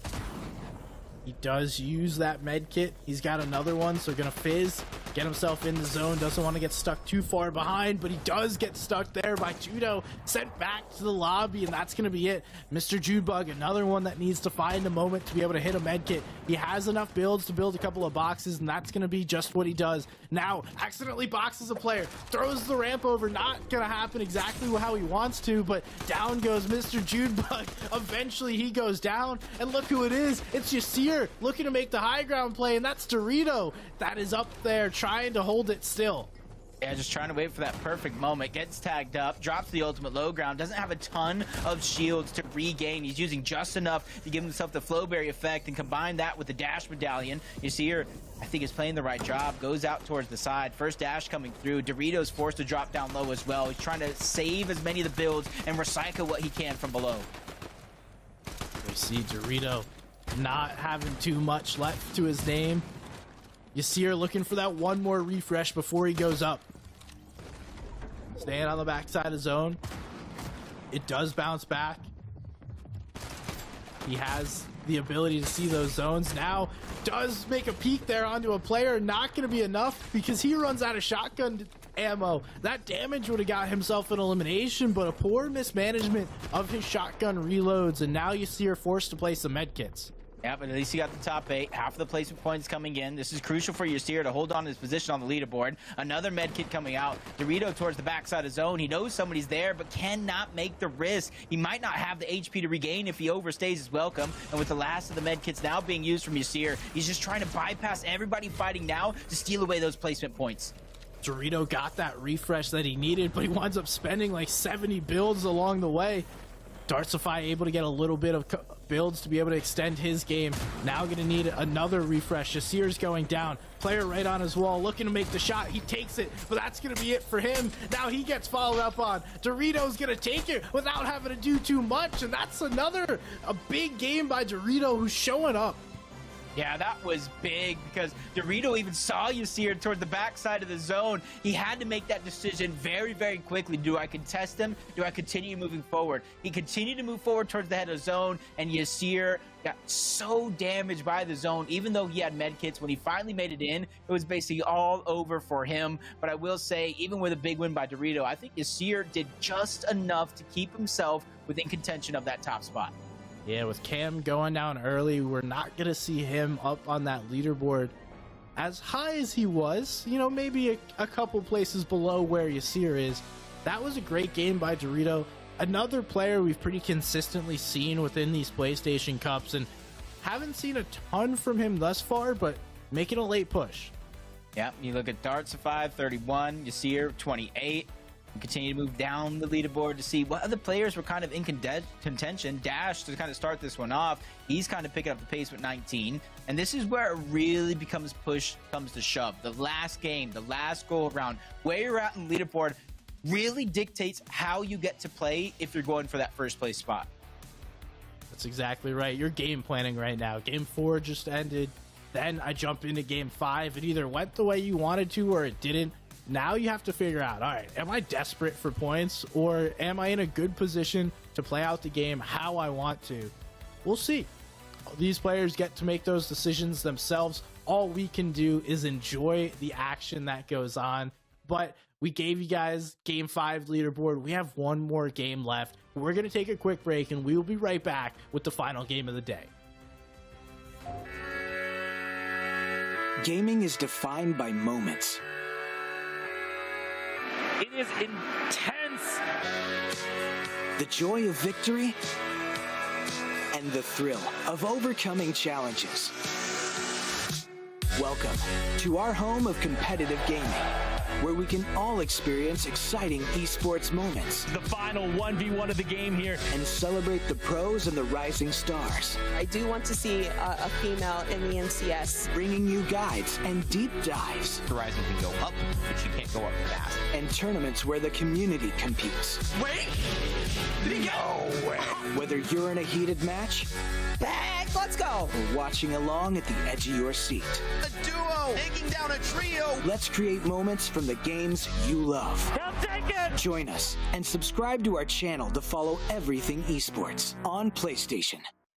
PlayStation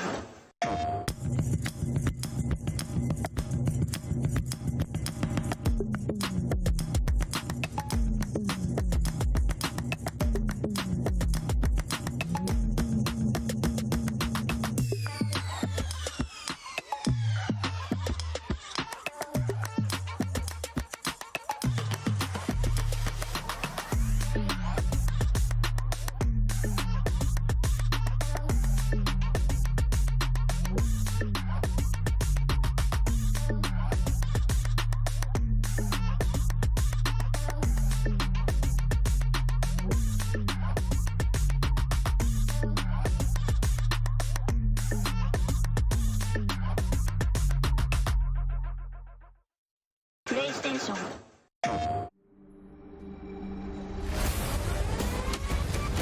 Enlist in the galaxy's elite fighting force. Work together to protect your future.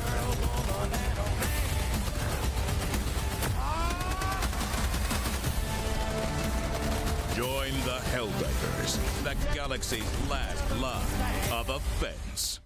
PlayStation.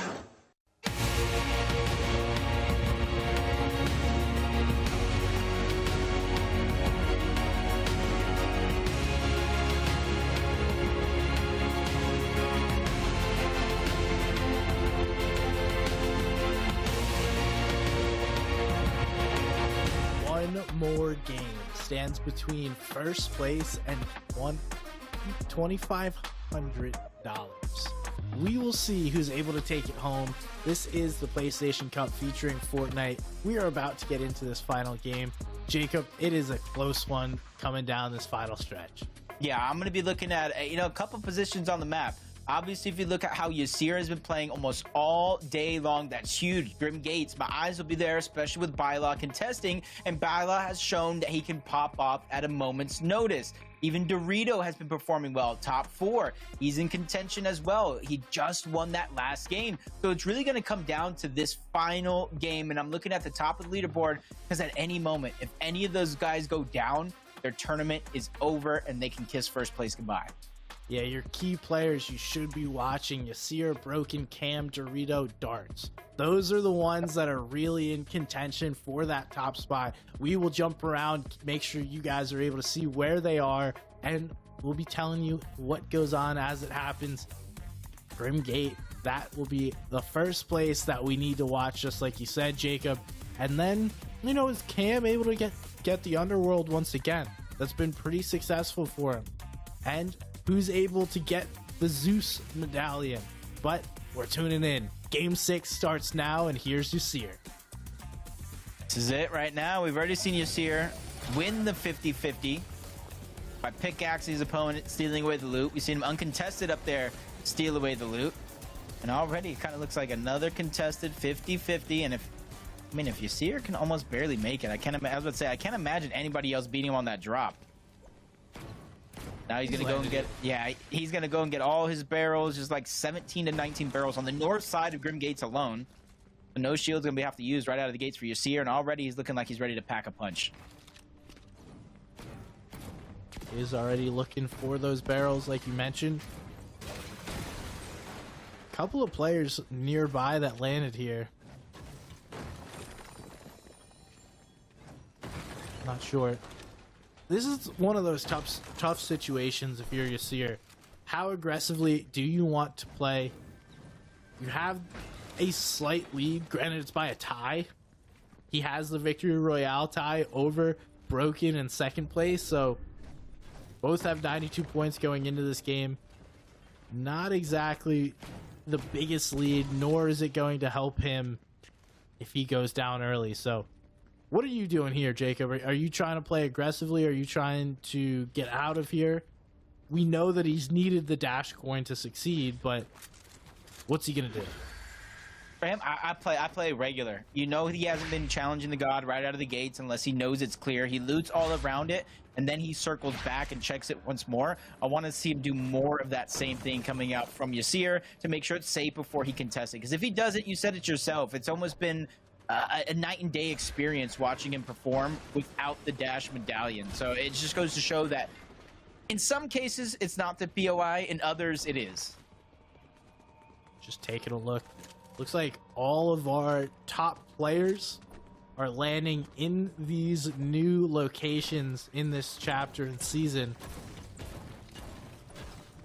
Already taking advantage of all the new stuff. We see Dorito already about as good of a loadout as you could ask for, and we'll continue looting. Cam just getting up his materials, letting anyone that's gonna make a play on him make a play, so that way he can make sure he's ready for them when he goes to go get the medallion. Yeah, I wouldn't say massively surprised, but pretty surprised at how easy of a contest or lack of, I should say, Cam is having over towards the Underworld. Admittingly, the medallion isn't as strong as Grim Gates, but I feel like in solos it has to have something, or at least the loot over on that side of the map. So you're having much more of a free space to kind of work around, but you still see Byla in the distance. And this is where it's like you have to be very, very careful when and where you go to challenge the god. But on top of that, you have to be careful when you actually box it up, because as soon as you box it up, that gives it away to anybody watching you that you're finally going to be challenging the god, and they can time it perfectly to try to interrupt it. Third parties are a little tough to deal with at times. That's why we see all these players being as patient as they are. It does look like Byla is the one that's positioned himself, though. How aggressive Yasir gets is the question. We'll have to see. He clearly knows this is happening and knows that he's played so much better when it comes to getting that medallion, but almost looks like he's just willing to give it up and look at this other fight. Interesting. He probably felt like he was already beat to the punch. Got to imagine all of that's going to be kind of piece controlled, owned by Byla in a situation like that. As tries to take the next best thing, going after a fight in progress, him being the third party. Alfonso is going to go down to King Vamp, so now it's going to come down to a straight 1v1. Yasir versus King Vamp, and already it looks like a peek, a little cheeky shot there. Yasir still trying to get out, and I like him quickly moving around. Even though he didn't have the piece control, he's making sure that when he does fight, he at least has 1, 2, even 3 pieces under his control, at least on the defensive side. You can't change the way this man plays. Even while in first place, just gonna get involved in fights. Little tag there, but not really as much as you would hope for King Vamp. Giving away his positioning. Oh, what a terrible peak in position to be in for King Vamp. That's easy cleanup for Yasir, and it's exactly what he's hoping for. Already rolling early on. Dorito is going to be the one to take out Zeus, so all of our key players, Cam getting the Siphon medallion. We see Byla getting the Agility or Dash, and now Dorito getting Zeus's. So only one remaining to Mystery, although I would argue that is probably the worst medallion this season. Which one, the Ares? Yeah, the damage one. Okay, yeah. Like range damage, it's just you don't find yourself in the perfect scenarios versus, you know, a Siphon is elimination, Dash you can use it anytime, the Sprint you can use it anytime. You almost need perfect scenarios really to utilize that. Dying, so I gotta agree with you, but Ken staying away from the Chain of Hades this time, or maybe he just simply hasn't found it. Only time will tell, but 92 points right now. 92 points, playing so well to keep himself in this position so he has a shot to win it all. Really has played so well. Such like an underrated performance, and if we go back and review what happened here, not many people will be like, whoa, your bro Ken has had an incredible tournament, but in reality he's played so crazy, playing this like unique play style. He's just gonna get taken down by Yasir. Even though he doesn't have the medallion, he is actually getting pretty aggressive. And it only makes me kind of wonder why. And the biggest thing I can think of in my head is like, he's been aggressive with the medallion, without the medallion, right? He's won a game, and he's been playing well so far, pretty consistent. But it's a tie between him and Broken. So he probably feels the necessity to get a little aggressive, pick up some early game eliminations, because he's only imagining that Broken's going to do the same thing. Potentially. Yeah, I totally just realized that was Broken. Yeah. You're broken. I'm not gonna say I was slightly thinking Ken Bean switched things up on us. Just slightly. I was just thinking it was like a Ken Beans fan. People love to throw your favorite player creator's name in their name, and yeah, that happened. Life comes at you fast. And now I go look back at some of my stats that I broke down. It was Broken in our last PlayStation Cup that got second. I got second. And guess who he lost to? I'll give you one guess. Cam. Even though I can see what you put He up. lost. Yeah, he lost to Yasir. This is almost like a mirror of what happened in the last PlayStation Cup. And this is gonna, I just can't believe that it was literally just points differential between the two that was the win then, and now we're having almost a deja vu scenario of points differential could be the difference. And now it makes sense. This could be a legitimate strategy of someone that knows what's going on. You know, initially you're just like, oh, this player doesn't know what's going on. They're playing with this weird strat and somehow it's working. No, Broken is a great player who knows exactly what he's doing, and he's just figured out something that nobody else has. I like it. So in that last PlayStation Cup between the two, Yasir and Broken, they were the top two position. It was a 45-point difference, actually, at the end of the day for Yasir. It was close up until that last game. Dash also tied with 106, and then Dorito right below them. And then Cam right below them. So out of last PlayStation Cup's top 5, 4 of those players have a shot to win this one. Consistency is real. And with Cam getting taken down, those are the little differences in a game this close that can win or lose you the entire tournament. It looks like Dorito just got an elimination there onto Ali. So Ali was one contending for one of those top 10 spots. So they're going to go down early. But that's another couple of points over to Dorito. And this right now is 3rd and 5th place. Darts is in 5th while Cam is in 3rd. So right next to each other. Darts is going to take some damage, and now Cam is going to continue. Man, getting my vegetables and chips confused. I could never. No, I'm just kidding. But all jokes aside, 3 points. You talked about Cam in 3rd place. 3 points is the difference between where Cam is at and where Cam needs to be. That's 2 eliminations. If things just continue in a slow and steady trend, that's going to be the difference. Dorito has a little bit more ground to cover up. I do believe it's about 14 points differential. But with how this day has been going, I feel like a pop-off is going to be necessary. Dorito is already trying to close the gap because he has 1 elimination so far, and he's sneaking up on another player, whether he knows it or not. That's Pollo. That's not a fight I want to take. Definitely not. But that's you never know. Our secondary Pollo in Fortnite. Yes, not the well-known Pollo that plays with Peterbot. Those two are actually currently just dominating a duo cash cup first round. Arguably one of the best first rounds we've ever seen at the moment. So just keep that in mind. Okay. Got Yasir in his loadout. I will say for Yasir not to accidentally use some of those dashes and hold on to those as long as he did, it's actually pretty incredible. I know there's a difference between wasting a dash, doing a movement in which you accidentally or didn't mean to do, and then just kind of jumping and trying to mantle, and then you sometimes use the dash. But Yasir just kind of boxed up, lavish player, pretty center for the zone for now. So he's just biding his time, waiting for Surge to be a thing in this game before he starts getting aggressive. Otherwise, he's going to wait for somebody that he can catch off guard. Solo made me on one side. He has another player on the other, and then a third player a little bit farther out.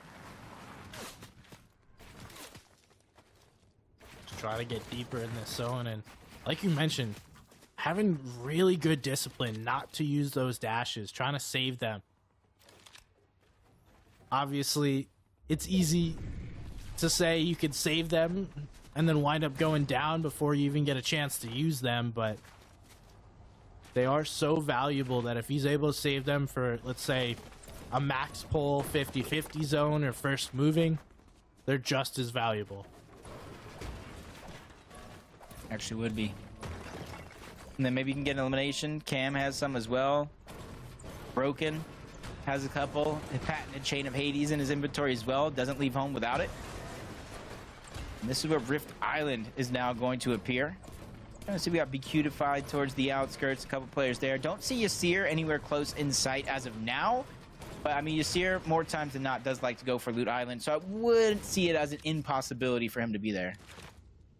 Yeah, this might be slightly different, though, because he doesn't have the dash coin. As I say that, he's walking right towards the island, so my man's fully gonna go for this island. It could be a blessing in disguise. I see Byla there as well. He's the one that does have that mythic loot. Yasir rotating next to him. Shot's gonna come through. Wasn't Byla. but enough of a distraction to stop him in his tracks. And it's almost like it's egging him on. You're taunting him.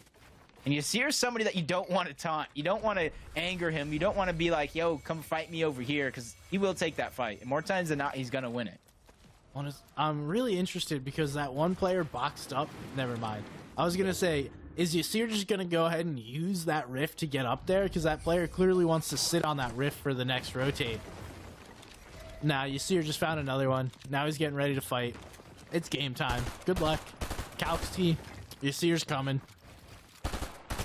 It's really unfortunate because even if you don't want to fight this, but you want the Rift Island, you still have to go through Yasir because he's contesting. I think that's his strategy, even without the medallion, the mythic gatekeeper as well. He's still playing to his strength, which is fighting. So in a situation like this, even though he's not getting the loot right away either, he's forcing players that if they want the loot, they have to deal with him. And once you give Yasir a fight that he wants, that's where you bit off more than you can chew. And I think eventually we're going to see that here. And he's so comfortable fighting for this. Like, we've seen him do it game after game. And it does look like it's still contested. Oh, I'm wrong. I apologize. Looks like Yasir is going to be able to grab this. As long as he can get up here. Another player built fully around it, so not ideal to stand in somebody else's builds. Don't know. Yasir, what are we doing here? Where'd the loot go? It's right above. Okay, never mind. Okay, me and him are wondering the same things. Me and him are on the same page. You're the expert, and so you knew it was above. But I'm just like thinking, wait a minute, something's off here. So you're finally finding that loot, and you can kind of see he's so comfortable in a position like this because he wants people to try to fight him. So instead of hiding around the boxes, hiding around the edge, he's freely moving around, making sure to farm up a little brick that he does need. Here's Byla on the other side. Finally, he's going to shield himself, but he's not necessarily scared. He's not going to back down. Yasir is full of confidence at this stage. Yeah, he's like, look, I am bot. I am no good at game. Shoots me. But he's just waiting for a player to do it, so that way he can get in a fight. I think Byla's smarter. Funny enough, these two have fought a couple of times throughout the game, landing at the same POI, but neither player really looking to get into an engagement here, knowing that there's plenty of opportunity to get a lot of points. Let's see where Byla is on the leaderboard. Still in 14th after 5 games, so easily could get into that top 10. Don't know that he has a chance to get much into that top 5, but top 10 is without a doubt possible. Okay, so what are we using on these attachments? I saw his gold go down. You did the shotgun first. Okay, another 75, and then another 75. So he put at least one attachment on his shotgun. Since he reloaded, maybe it's the drum mag. And then he put 2 attachments on his SMG. I'm guessing it's the laser for the hip fire. And then I'm trying to think, what else would Jacob put on there? Either quick mag or drum mag. What about you? I like the quick mag. Okay. You could also do the muzzle too, which reduces recoil. So if you do the laser and reduce the recoil, it's like pretty much a hit scan weapon. Definitely put the drum mag on the shotgun. As also, we just watch Ken sit here and tag everybody. Just using his awesome strat.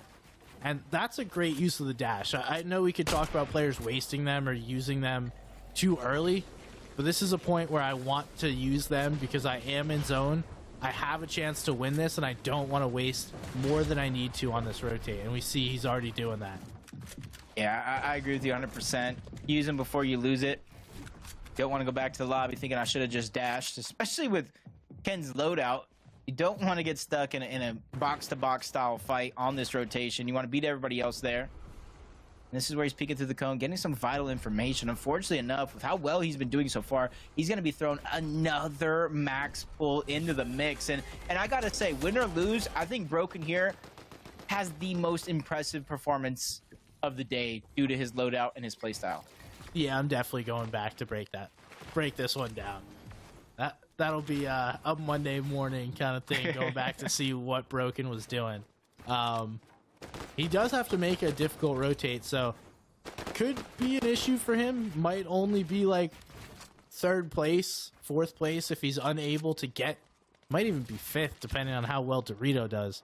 But he's got to be able to make this rotate here, and just based on the terrain, it's a really difficult one. If anyone can do it, though, it's going to be Broken. Just waiting. He's probably looking for some sort of a rift. He is right under Rift Island. Maybe try to mirror somebody's rotation to make it a little bit easier. The more he tags up players, the harder it's going to be for him to go through unnoticed. He's definitely looking for a rift, but needs to wait. And they might have all been used. This other player coming back looking for a rift. This is absolutely not what you want to see if you're broken. Maybe forced to go up, use the zip line, hit a launch pad. That seems like it's the only option at this moment. Oh, big shot there. That might wind up being an elim for him. Ooh, the banana. Making sure that he has the HP needed as he makes this rotation. Which kind of like makes it to where everything he's done up until this point, staggering himself back, taking all the time, the sacrifice for the HP with the storm itself. Again, such an impressive performance coming out of Broken on the right side. Cam, not as tough, but definitely does have his rotation cut out for him. Sees Yasir into the distance, trying to shoot some shots. Make it that much easier when he does make his way there. And Yasir, once again, slow side of the zone, almost uncontested. You got to imagine he has the possibility of another forecast tower. And for a moment, let's just talk about the min-max, like maximizing the use of that banana there to allow him to sit in storm, go late enough to where everyone's focusing the next zone, and then he's also able to see this 7th zone appear, so get himself deeper in this zone. Just excellent play by him. I can't say enough good things about what we've seen, and I'm now rooting for Broken. I think I find myself a Broken fan. Hopefully everybody in chat agrees with us. You guys want to see some unorthodox playstyle, win it all. Go ahead and type Broken. Let them know you're a huge fan as the rotation does continue. Open inventory slot. A little bit of HP missing, but not too much to worry about. He's going to be 112 above the damage threshold as well. Broken looking like he has a solid game coming up. But just comparing the two between Broken and Yasir, Yasir in a way better position, already in zone, just absolutely stacked. Broken looking pretty good, but still has a lot of work to do. Gonna need a refresh if he wants to get anything more than, let's say, a top 30. But we know the Chains of Hades will come out when necessary. And if you look at the score between the two, 94 and 98, the two eliminations from Yasir very, very early on has given him the go-ahead. If this were to end right here, right now, even though 40 players still need to go down, it would be Yasir on top. But Cam right in the distance as well, just 3 points below Broken. No eliminations for either one of those two, so that's why this end game is going to be so important. If any of them go down, it's goodbye. If Yasir goes down, it's a window of opportunity for every player below him on that leaderboard to rise to the occasion. The patience here. Everyone just waiting. Broken is getting pressured a little bit. Not too much, though. Nothing he really has to worry about. Player is going to start to take shots. Broken just going to get out of there. Dorito gets a refresh along the way. Might be able to get another one. We're just watching this side by side of our top 5 start to make plays. Quick little action there by Dorito to make sure he gets everything, but there's not too much there. Now the rotates are going to have to come through, and most of the players within this zone are not going to have to go too far. Or bananas being used. Dorito probably using that more so for the Zeus effect, the speed, lack of fall damage when you do that sprint jump. He's just trying to make his way there. Storm Surge isn't a worry. Over 500 above the damage threshold. It's about getting from point A to point B. Quickly staggers himself, waiting for the zone to open up before he makes his next rotation over and finally find his spot in towards that zone. All these players waiting for the right moment. Hitting a little bit of refarm, trying to get as much back as they can. So you're just building a ton of space, refarming. You may feel like this is a waste, but as long as he doesn't get damaged, this is great. He's already on his way to the next zone, using all that wood that he just built, and already front side of zone all by himself. Yeah, he's always beating everybody to the punch. Back-to-back games, one of the first players there on the other edge of the zone. Even though Broken not being contested just yet.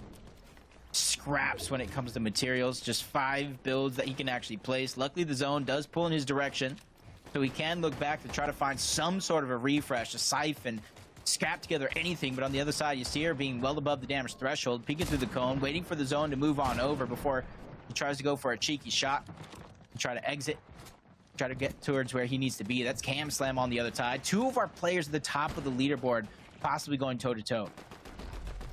This is the last box that Broken can build. This is the final stand. The chains of Hades will have to be used. Yasir gets tagged up quite a bit along his rotate.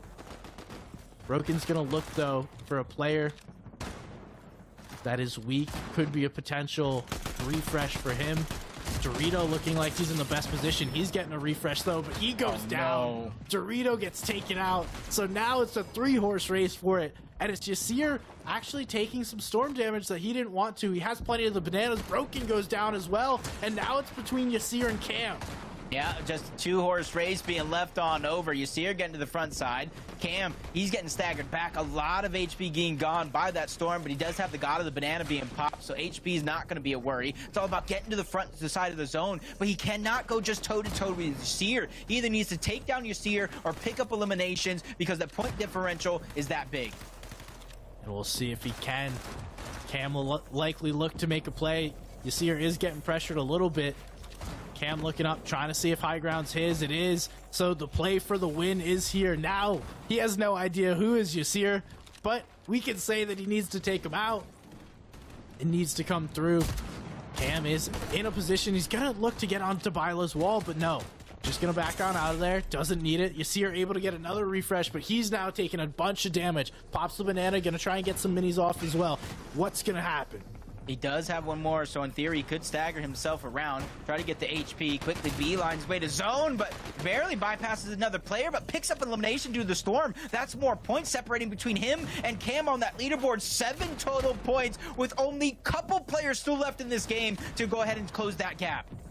We're about to break into this top 10 here. Every point's gonna matter. Yasir now again on the wall of Byla. It seems like these top 2 players want to get back and forth on the walls of Byla, but no, Yasir takes a ton of damage. Gonna be forced to use his heals. The edit comes through. Down goes Yasir. 107 is the points to be.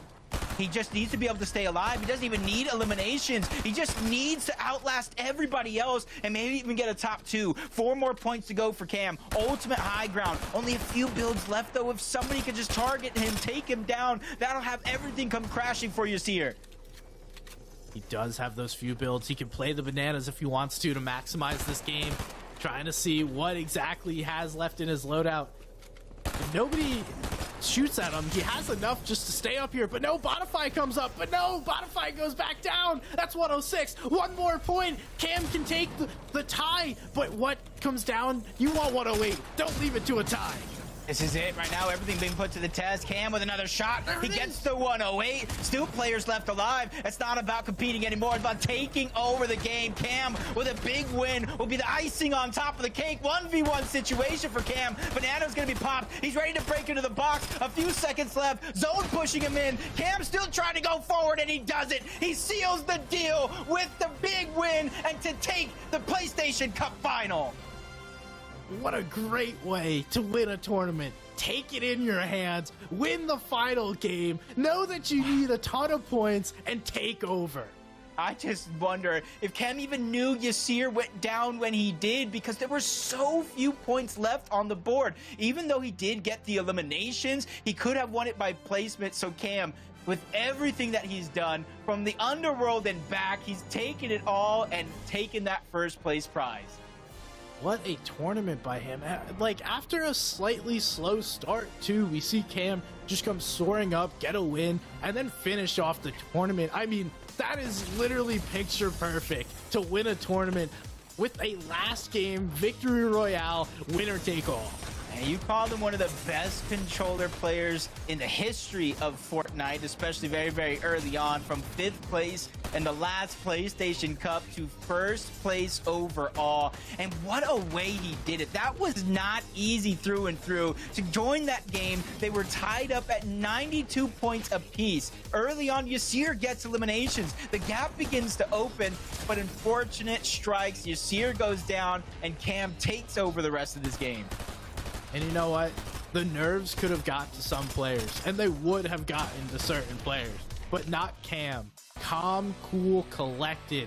Throughout that final game, he knew exactly what he needed to do. He was looking for his opportunity to take high ground. He saw it, he took it, and took the tournament all away from Yasir. But wow, we also can't forget how well both Broken and Yasir played. They played an incredible tournament.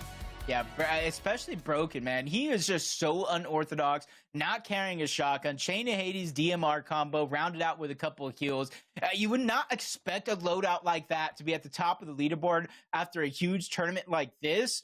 But man, he deserves all the credit in the world. Such an impressive performance all the way through. And even Darts, man. Darts had stayed in contention up until the very last moments, even bunny hopping over players like Dorito on his way to third place. Yeah, that was incredible to see these players go back and forth. And I mean, you talked about it earlier. These are like the top players consistently. This is not a fluke by any chance. We've seen these players go back and forth, winning tournaments, getting third places, coming back. Now just constantly the best of the best when it comes to these PlayStation Cups. Yep, the leaderboards from backwards forward. Unfortunate for some of these players, but to me, this is exactly what happens when you're in the finals lobby, right? We have both sides of that coin where your consistent players, your top players, they have the best chance to shine. But even players you look at and you think, man, they're going to have a good game today. They're going to have a good day overall. And there's things don't go their way, and you see them at the bottom of the leaderboard, and you just kind of figure out what happened. But this is why we create storylines. This is why bounce back opportunities happen for the next PlayStation Cup. And it's not necessarily over for these players. There's a lot of season left to play. These players learn from their mistakes and come back better for the next tournament. Maybe it's this season, maybe it's next season. We don't know just yet, but all these players should be proud of themselves. Making this finals lobby is impressive. You are one of the top 100 players to achieve this, so it's by no means a poor showing. I'm just continue to look through the leaderboard. And this is going to be our finals page. 127 for Cam. Yasir 111. Dartsify at 100. But just overall, such a fantastic grouping of games. Look at Bylon 7th place. He started 2 games with 7 points. Since then, he caught fire, got 67 points in the remainder of those games to get himself that top 10 placing. Like you said earlier, Dartsify, another player that showed up here in this tournament. Maybe someone we need to be watching out for going forward.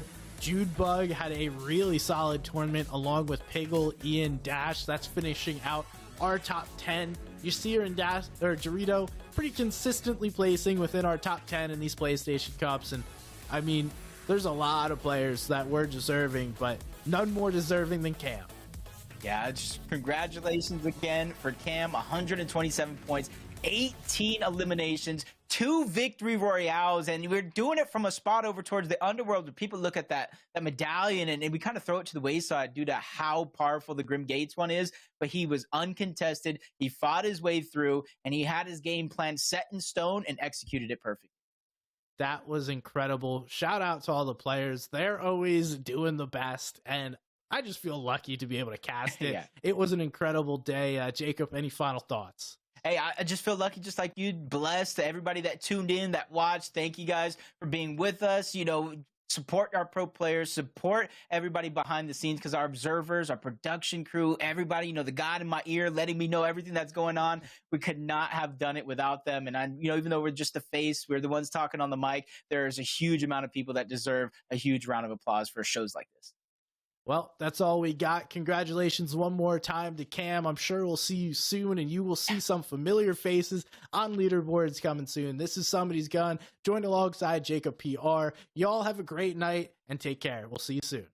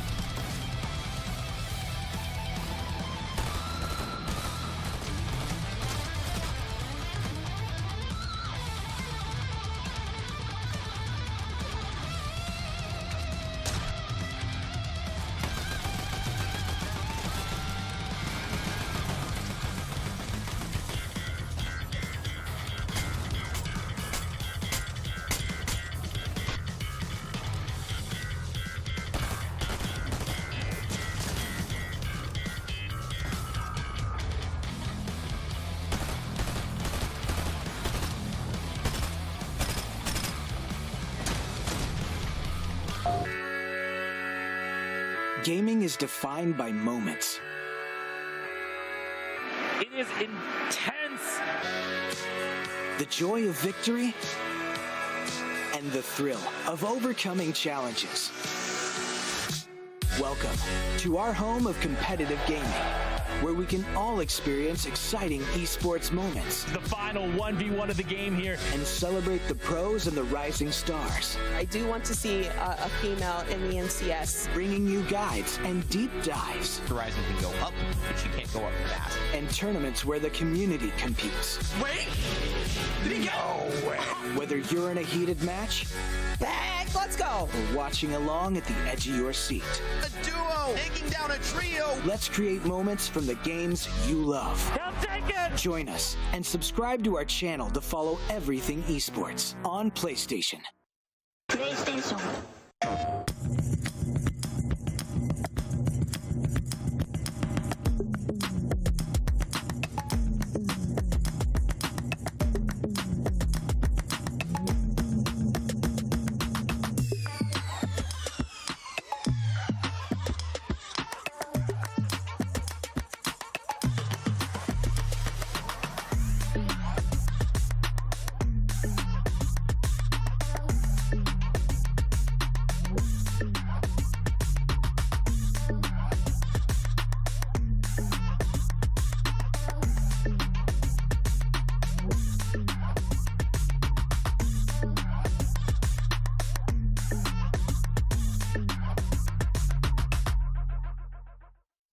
PlayStation.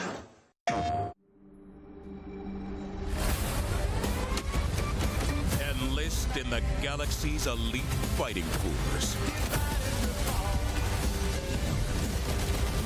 Work together to protect your future.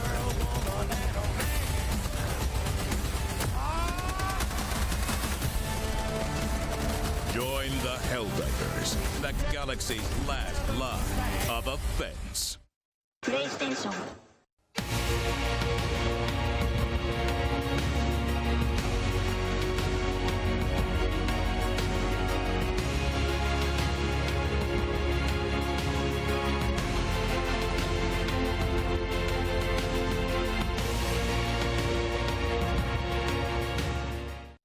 PlayStation.